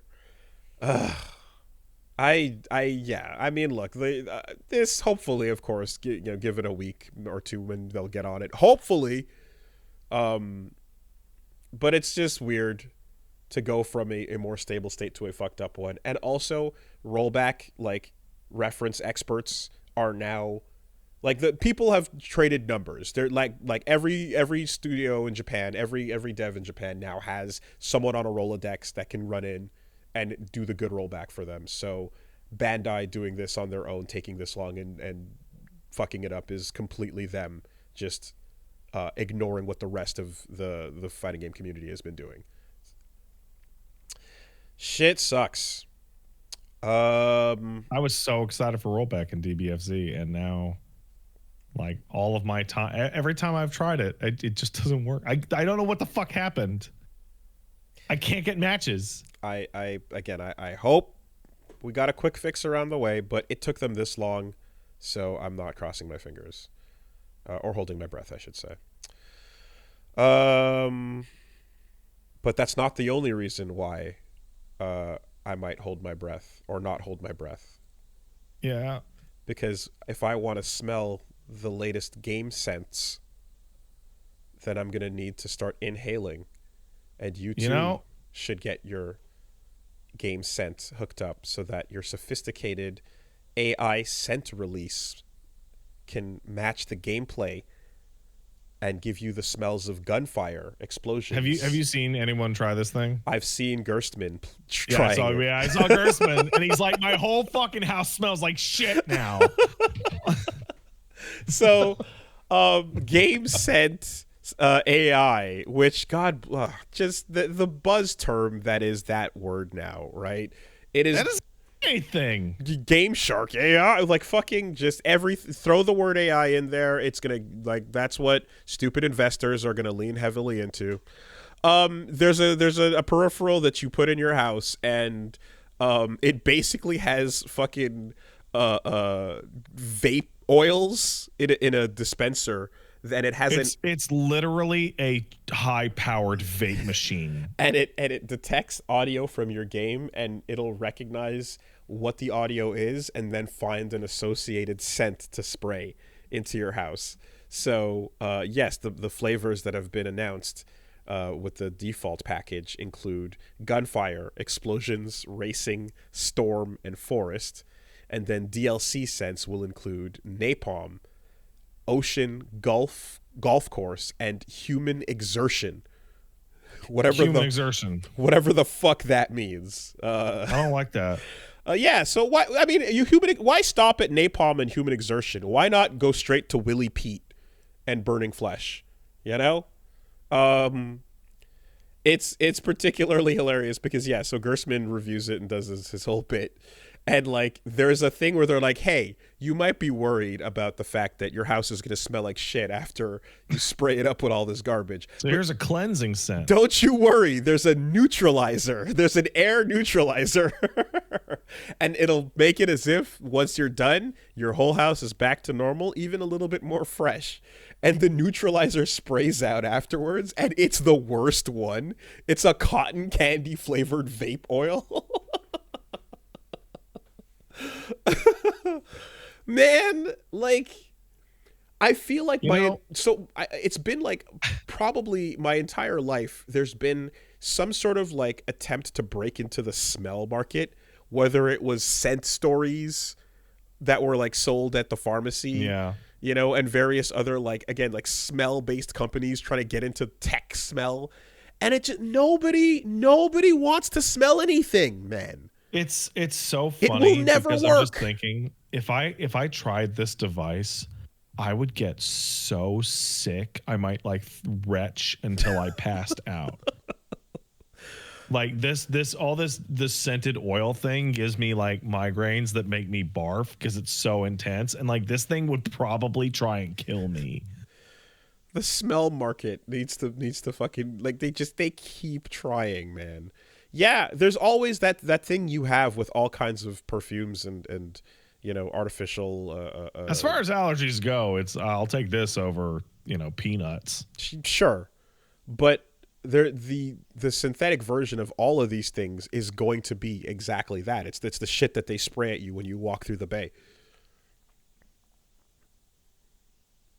That's the only person in retail I've ever raised my voice at. Ever. I threw that out there because I knew it would land. I was walking to get to Future Shop, and a lady walked up to me and said, "Would you like to try our new scent?" and then spritzed me with cologne before I could say anything. And I could immediately feel I was getting so sick.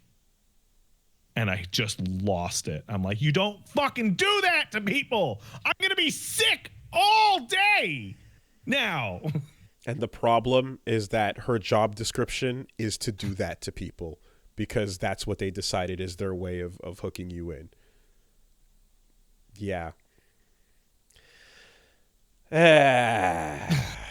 Well, I'm like, someone had to take the fall, and there you go. There's the Gersman review. Like video. She ran away, sure. So I felt really bad because I clearly looked insane. Mm-hmm. But then I felt less bad as I tried not to barf on the floor.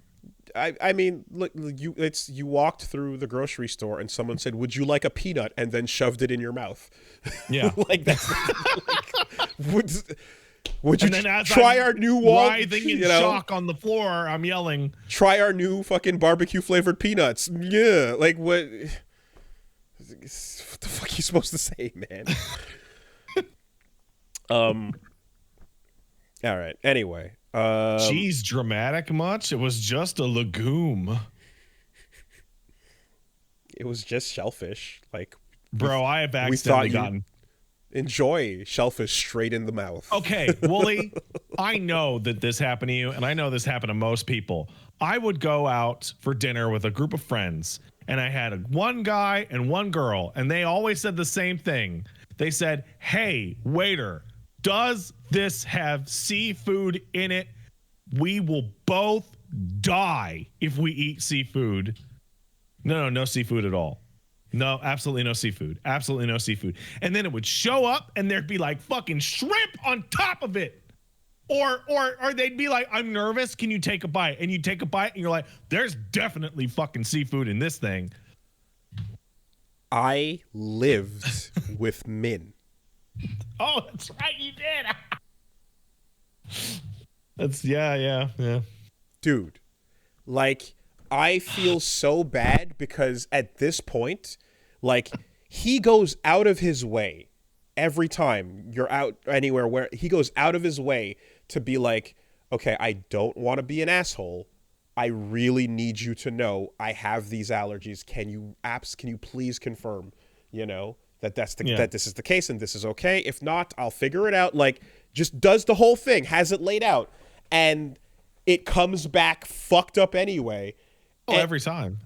And like at this point, it's just like I feel he doesn't keep that epi ready. He doesn't even get upset. He just tanks it and goes, "Yeah, that's what I get for trying." I went to, like it's just like he's like, "It's I'll just go be sick and vomit for a while. I'll just and that's I went to my local Thai place and to pick up like quick pad Thai on the way somewhere, right? And I personally, when I have pad Thai, I want chicken pad Thai, right?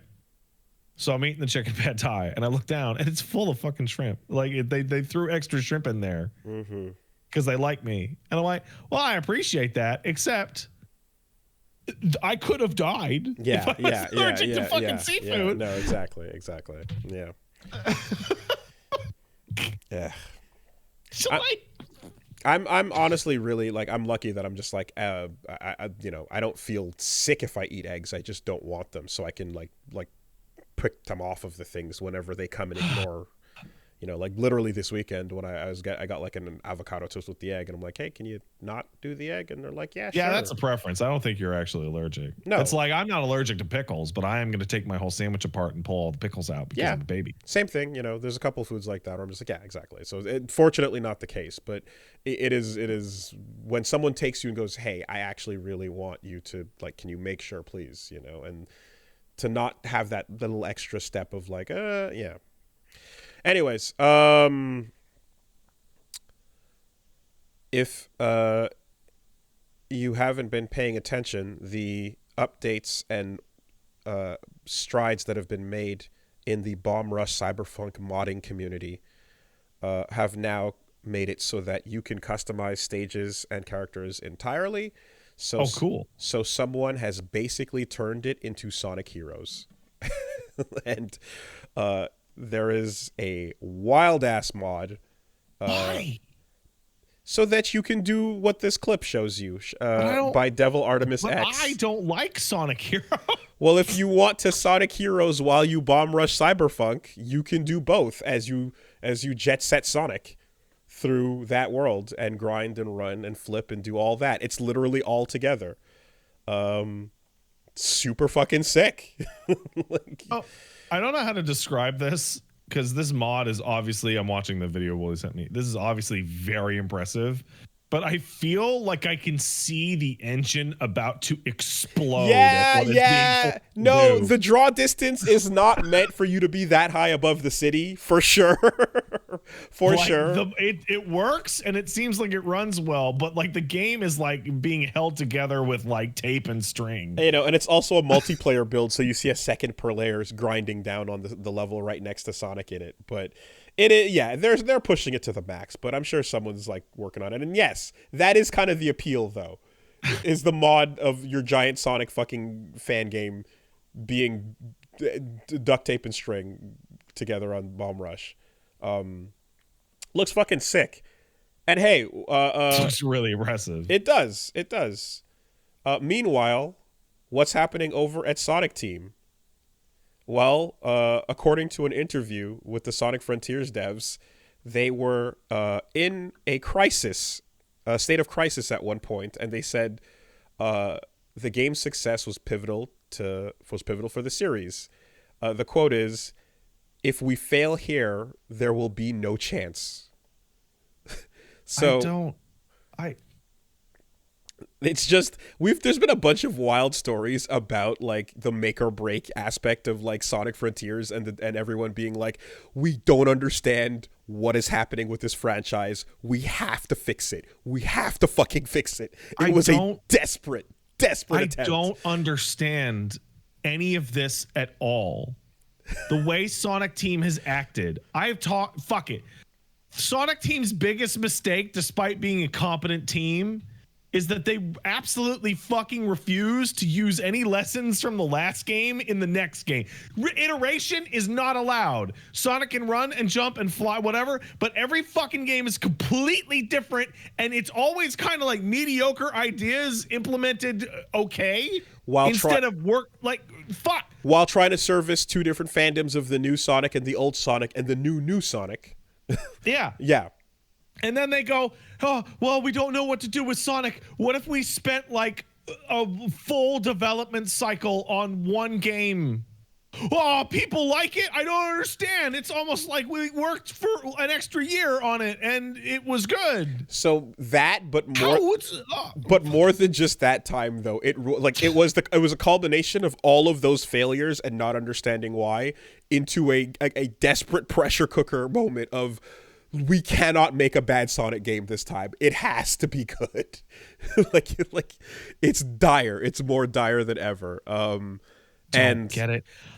These are all adults and professionals who have been working on games for years, and every interview with Sonic Team sounds like people who just got there, like people who just walked in the door that week and go, I don't know why people like Sonic games. What do they even want? I don't fucking know. And it's like, there's like 50 fucking Sonic games. There's a list of the ones people like. Well, make a couple of those. I don't know.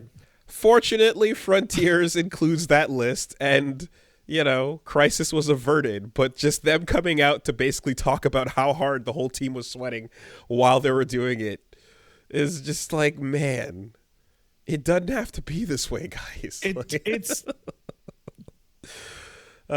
like Christian Whitehead and his guys were able to make the best Sonic games since the old ones, and they don't even work at Sega.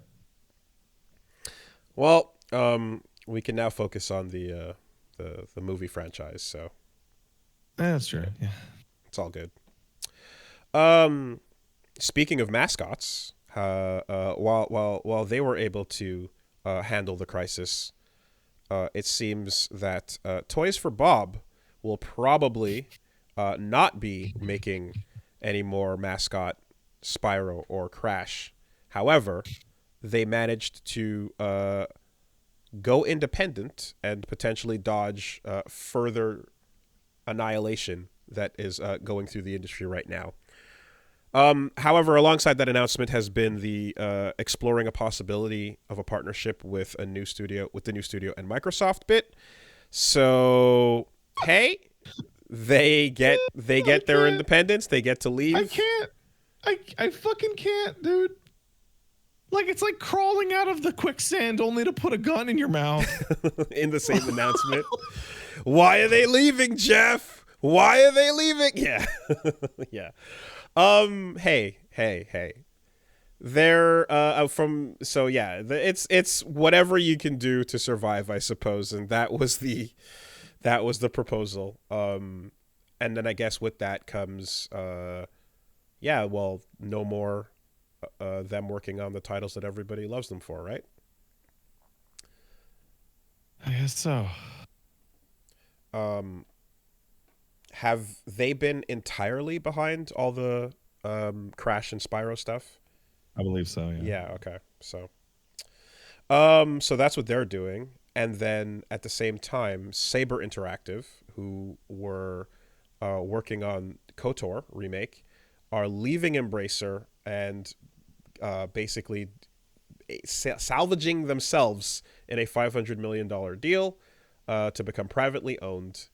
And it seems as if them buying themselves back out of the Embracer crash is going to be their way of salvaging the damage. But they continue to they say that they're planning to continue developing the KOTOR remake. So their ability to work with that doesn't seem to be tied to the ownership. Seems like whatever relationship they have with Star Wars is independent, and it would make sense that for a studio that is coming this long of a way to then hang that up would absolutely fuck them over harder than anything else Embracer would do. So, yeah, they say that they're continuing work on it. I have never believed that a game will come out less. No, I have. Wait, this is the only game I've ever believed will come out less than this KOTOR remake is Virtua Fighter Online.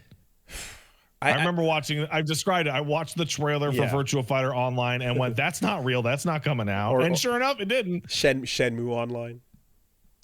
It is in a situation though where again, like it feels like this is all they've got, or it's cooked, right? If they're not tied to, or rather, if they're allowed to continue like working on it or whatever, and again, Star Wars doesn't give a fuck whether they're with Embracer or with anyone else or such, and lets them continue and such, then maybe they might. Who knows? I don't imagine they would announce that otherwise, but at the very least, they have resisted the embrace. The deathbed companion's embrace has been slipped. For now. For now. It says a lot that Embracer is like the ultimate example of like predatory economics, in that they have just bought all those companies just to destroy them. And now those companies are having to buy themselves out of their impending doom. Well, they waved their fucking dick around while the ink was not yet dry on their deal with Saudi Arabia, and then when that fell through, they fucked over the entire industry. Something I've been hearing a lot about in every various business thing of like, how about you get your deal with the Saudis on paper before you make any massive changes? But if we don't put our makeup on before the ball, we won't be pretty enough. Yeah. Virtua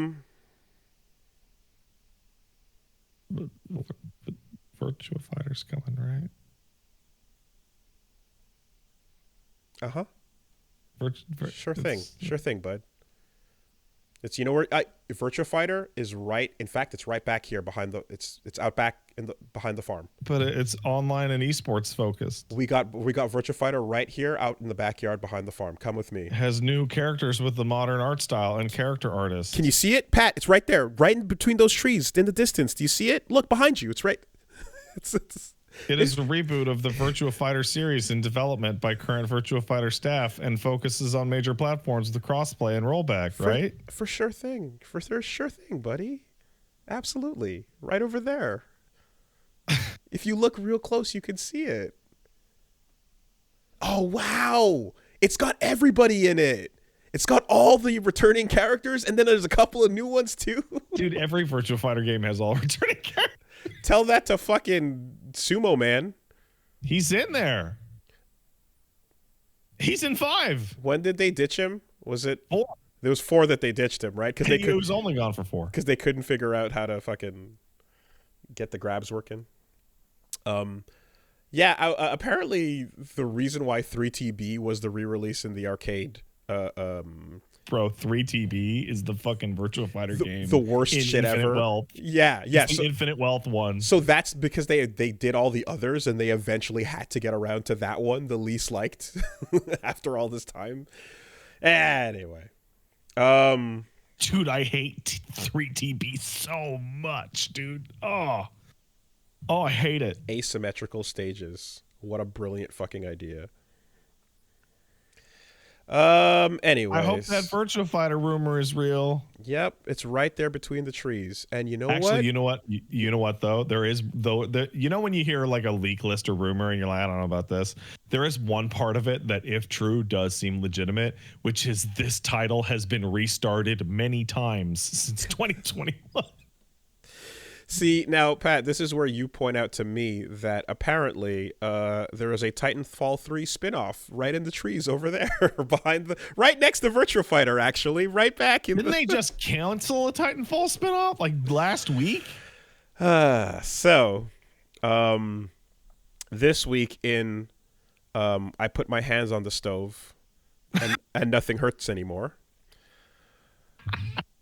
Oh, It's claimed that the Titanfall 3 Titanfall's director is working on a game set in the same universe, and it's in the prototyping phase, and it's totally for reals happenings, you guys. is that where it lives before it hits the recycling bin? It's super duper happening. It's I would say it lives in the recycling bin, and then occasionally they might think about it. Yeah, just work on it in the bin. Yeah, just finish your work for the day, save it, and put it back in the bin, and then check and then go home. We're not going to empty the bin, but just pull it out and return it to the bin by the end of the day, just so you know where you're at. Well, so I'm not a game dev, and I've never worked in this kind of situation, but like I feel like there's a bunch of people walking around working on games that they feel are never going to come out. Right? Like, if I was working on Titanfall right now, it doesn't matter what your boss says, oh, we're very committed. I'd be like, I just watched you cancel a fucking Mandalorian Star Wars game last week. Why the fuck would I think you're... What the... I don't believe you. Yeah, well, if I'm working on a game that's never coming out, at least I'm not laid off. Until it's canceled. Until you're laid off. But then, hey, maybe you'll get moved on to another project by then. So stall for time. Tread water. I saw Survive 2024. Saw a game dev talking about how the layoffs and the culture of layoffs has made game dev way worse and is leading to way worse projects. That's literally what I said last week. Oh, did you? About like the specifically like the cutthroat attitude and all that? Oh no, I was just saying that the effects on the industry to people coming into it from here on out is going to be fucked beyond recognition. Oh, so yeah, okay, I remember you talking about that, but this post was specifically like it's leading to people actively sabotaging each other's departments. Oh my god. Like encouraging bad coding practices or not or hoarding your ideas for yourself so that the underperformers are the ones who get let go on the next layoff. So instead of saying, hey man, don't build your save game system on this, it's iffy, it's temperamental, you just sit there and wait for him to get fuck up because that'll mark him for the next batch of layoffs.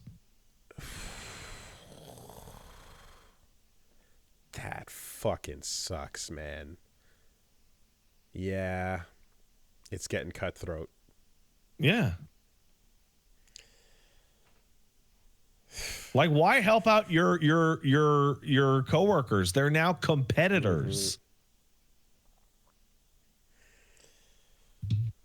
Time to fucking... What was the... I was time to...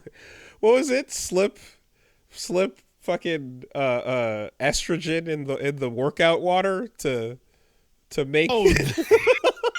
Yeah, I saw that. to make the other team less manly so that we're gonna stay hired. Oh no, it wasn't a team. It was a guy trying to steal some dude's girlfriend. I know, but I'm saying the game company have one team slip estrogen in the other team's water so that they can see that us Chad Alpha game devs. The Chad devs will keep their job.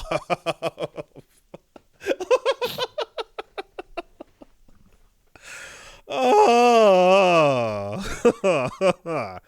I talked about this on my show the other day, and I was like, the output at the beginning of this year is absolutely crazy, and particularly if you like Japanese games. And it's really like wild how Capcom, Square Enix, Sega Atlas, a different team at Sega Atlas, and the people, I forget who made Grand Blue Relink. I don't know who made that actually, but just all these companies just like bam, bam, bam, bam, bam, bam, bam, bam, right? Cygames internal, no? Cygames. And none of those companies are going to do layoffs, and they're not doing layoffs. And one of the reasons they're not doing layoffs is they're not allowed to do layoffs. Like I said, yeah, you have to prove that your company is in a dire state and you are risking bankruptcy before you're allowed to lay off a large group of people. And I was sitting there talking about that, and I someone in the chat said, "Oh man, we should focus on making those laws instead of all this stupid union shit. Doesn't help nobody." And yeah, that's exactly what I did. I put my fucking face in my hands, and I was like, "Oh my god, you're like so close. You're like right there. You're like one step away from understanding what you're talking about." How did you get so close? Yeah, that's impressive. That's pretty good. I couldn't believe it. I was Okay. just like, listen. Okay. Well, look. Think about maybe what could have caused these laws to happen. Hey. If you're working on a game and your team is currently about to probably lose their jobs and you're like, damn, guys, there's no money. What do we do? Boy, have I got a tip for you. Go to Steam. Go to the game that you currently have on Steam. Yeah. Edit the game to your Steam database. Right, Rename the game Helldivers 2. Yeah, okay. Change the company name. Replace the company name and the artwork of the thumbnail to Helldivers 2. And then put it 50% off. 75% off. 75% off? 75% off. So, Wooly, you know what my favorite part about this story is? There's a lot going on with this. But my favorite part is that when I started to look up screenshots of what was happening, not only is there a company putting out a fake Helldivers 2 with fake screenshots, fake company info, pretending to be PlayStation, etc. There's a second one right underneath it. There's in the search two bar. of them. They're right next to each other. They're both doing the same scam.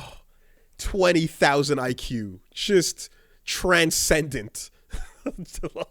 I mean, to get on Steam in the first place, there's that check. They run okay, you're in? Cool. Now what? Fuck parent confusion marketing. How about just confusion marketing? Yeah, general confusion marketing. Just lie and make your game. Just say your game is the game that it's not. Damn. So they can't possibly stop you. I think the strangest thing is, like, why are you able to make a case for case title of your game the same as something that is also on the store? Because the stringent approval all occurs once you first submit. And yeah, no, but like, why doesn't the system doesn't go, there's something already called that? Not necessarily. It's like if you have to update your game because you have a little piece of whatever DLC we're not going to be too worried. Yeah. Modify whatever's up there as much as you want. Oh, hey, Ed's coming out. Let's change the artwork so that you have a little Ed portrait. And, let's make it so that, whatever. Just do your thing. You're safe. You're clear. We've greenlit you. You're already on the store. But it's the gate at the front that we need to put all the security on. Well, if you already got in, but you're a complete fucking dumbass, then you're like, maybe we can maybe we can just squeeze a couple of bucks out, in the system that has a massive refund ability. Maybe we can get a couple of people before they catch us, though. So here's the thing, though. Like, Steam hustle or holds scam their money for like a month, and there's a good refund policy. Like, this doesn't work. They're not going to make anything. Hustle or scam, bro. That is a scam. That is objectively false advertising. Like, that is. Yeah, we got people in the chat checking. The fakes are already gone. Incredible. Which means they're just going to refund everyone the dollars. They might hit them with fucking costs for transaction. Congratulations, your company's ability to do anything officially with Steam ever again has been completely annihilated. Unless you make a new company that's just the same company. Wait a minute. Well, hold on. Gaben's email says some company called Square Enix is apparently applying to join. Oh, cool. Steam. Square Enix. They make those Final Fantasy games. I hear that's good. Huh. I thought they were already on the store. I guess not. Oh, well. Green light. You're in. Damn. They can't stop me twice, though. Yeah, they probably can. I mean, I have to say, like, it's a scam. It's a scam, and the scam is a scam. But like the moxie of it, you know, there's something about the moxie of just, yeah, fuck you. We're Helldivers. It's audacious. It's us, though. Yeah. All right. Well, that's fan fucking tastic. Let's take some emails. Hey, if you want to send in an email, send it to castlesuperbeastmail@gmail.com. That's castlesuperbeastmail@gmail.com.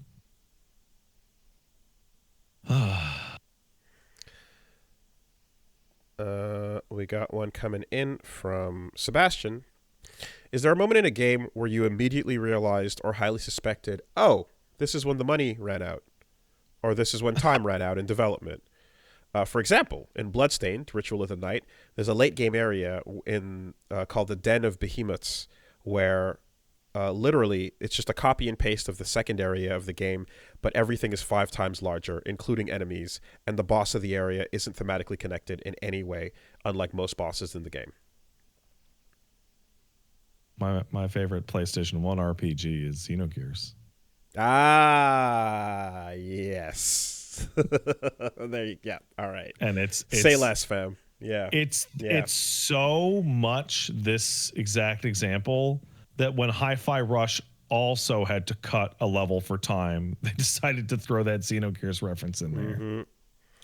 Mm-hmm. For me, the most top of mind is Mortal Shell. When you get to Eternal Narthex, the giant wallpapery black obelisk area, it's a huge, beautiful, like, it's one of the most visually gorgeous looking areas in the game, and it has nothing happening in it. It's massive. You spend like 10 minutes running from one end to the other, and there's maybe like 20 enemies spread a mile apart from each other, and like 5 or 6 treasure boxes. It is insanely barren, but they just scaled it the fuck up. I'm gonna say, I love the game, but when you beat Sanctus as Nero in DMC4, you can feel someone slam their foot on the brakes and go, "That's all you're gonna get for levels." Yeah, like, I love it as, like, I like the Dante going from outside in. I do, you know what I mean? Like, I don't hate that, but I've also loved it for so long that it would, you know, getting your own thing would have been nice too, or his own versions of bosses, or his, yeah.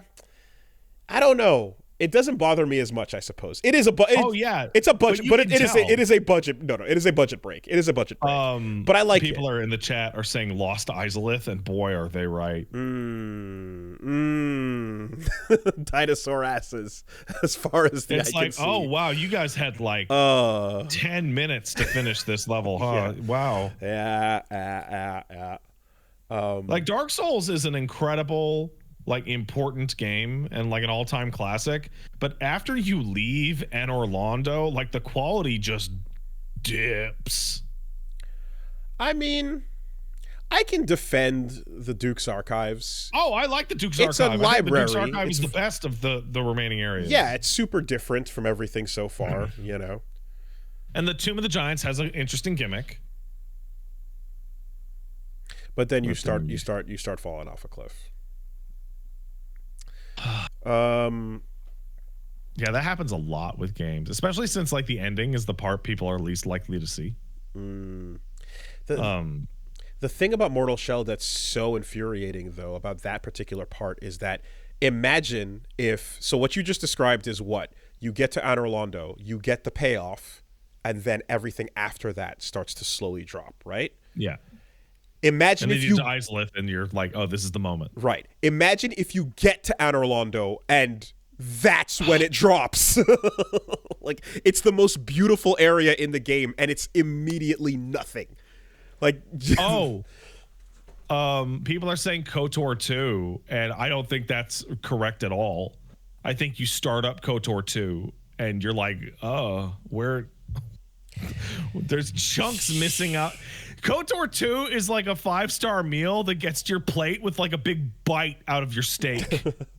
And you're like, what? How? What? Who's been touching my food? I only played restored content, so yeah, it was It just still feels like that, even with the restored content. All right, and here, let's take one. From I don't see a name yet. Okay. Well, anyway, person says correction, layoffs. I also work in cybersecurity, but in an executive leadership role. I've worked on both sides of mergers and acquisitions, and I've been on both sides of the table during layoffs too. Primarily, the purpose of the layoff being announced publicly first is because it impacts the share price. You have a bunch of folks who just lost their jobs, which is likely their only source of income. There's nothing stopping them from calling a buddy who works on Wall Street and making some cash from a hot tip. Companies have a set of things they need to do by law in order to protect against insider trading, called SOX. It's something that they need to report on annually, and without it, they can't be traded on the stock market. Very few people know layoffs are happening in advance as a result. Usually, it's CEO, head of finance, and head of HR. IT gets notified the morning of, and then the C-levels find out about an hour beforehand, and can save a couple people if they need to. Everyone else gets fucked. In general, most execs at companies don't care if you take the post-it notes or steal an office chair, but they do give a fuck about people stealing contacts, customer information, and how their stuff works, patents, etc. So you walk across the street, and so you can walk across the street and get paid by a competitor. I really appreciate you calling out the pearl clutching that happened last week, addressing the systematic bullshit around layoffs for what it is. I think, hey, people in chat are being unkind. Stop it. This guy's calling in to explain the reality. He's not advocating for it. And co-signed the bit at the end there, but yeah. Yeah, like chill, you reactionary bitches. Appreciate the email.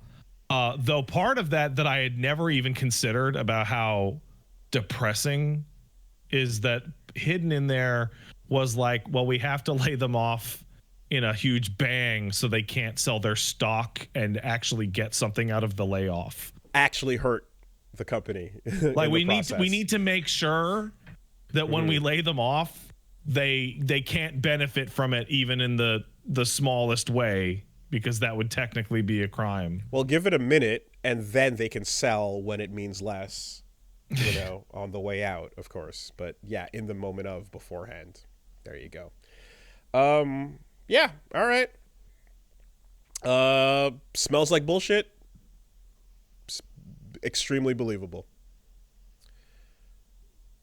Do you remember when Carmack went to work for Facebook and ZeniMax or Bethesda for the VR saying stuff that was in the shit that he had in his brain was theirs? Do you remember that?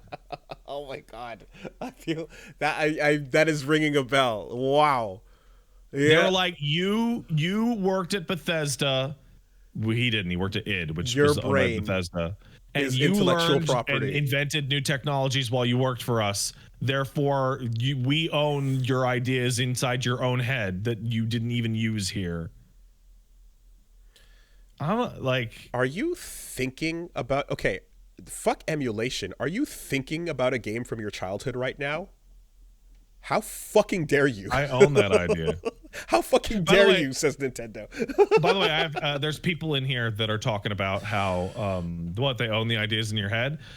If you work for any corporate entity and you are tinkering with a game dev or art on the side in any way, you need to be extremely careful and reread your employee contract, because if you make a game in your spare time, the company can try and sue you and say that the only reason you had the technical expertise to make that game was for skills you learned on the job, and therefore they own that. Ubi, Warner, Activision, a number of companies at scale. If you work for them, you sign a contract that says that anything you work on creatively technically they can claim, especially if you are hired to work in a creative position.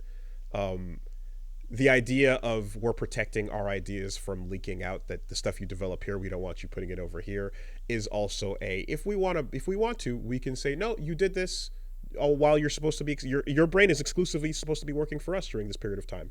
So that is ours. I believe. So I don't know the case, but I believe someone I was talking to about this who signed one of these did say that there was precedent that someone was able to legally like fight against it, that like it was there's like Carmack did.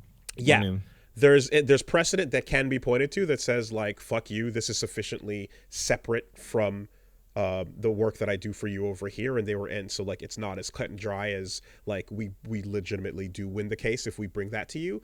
But part of the terms are that you can at least have to go to court and fight that if they want to.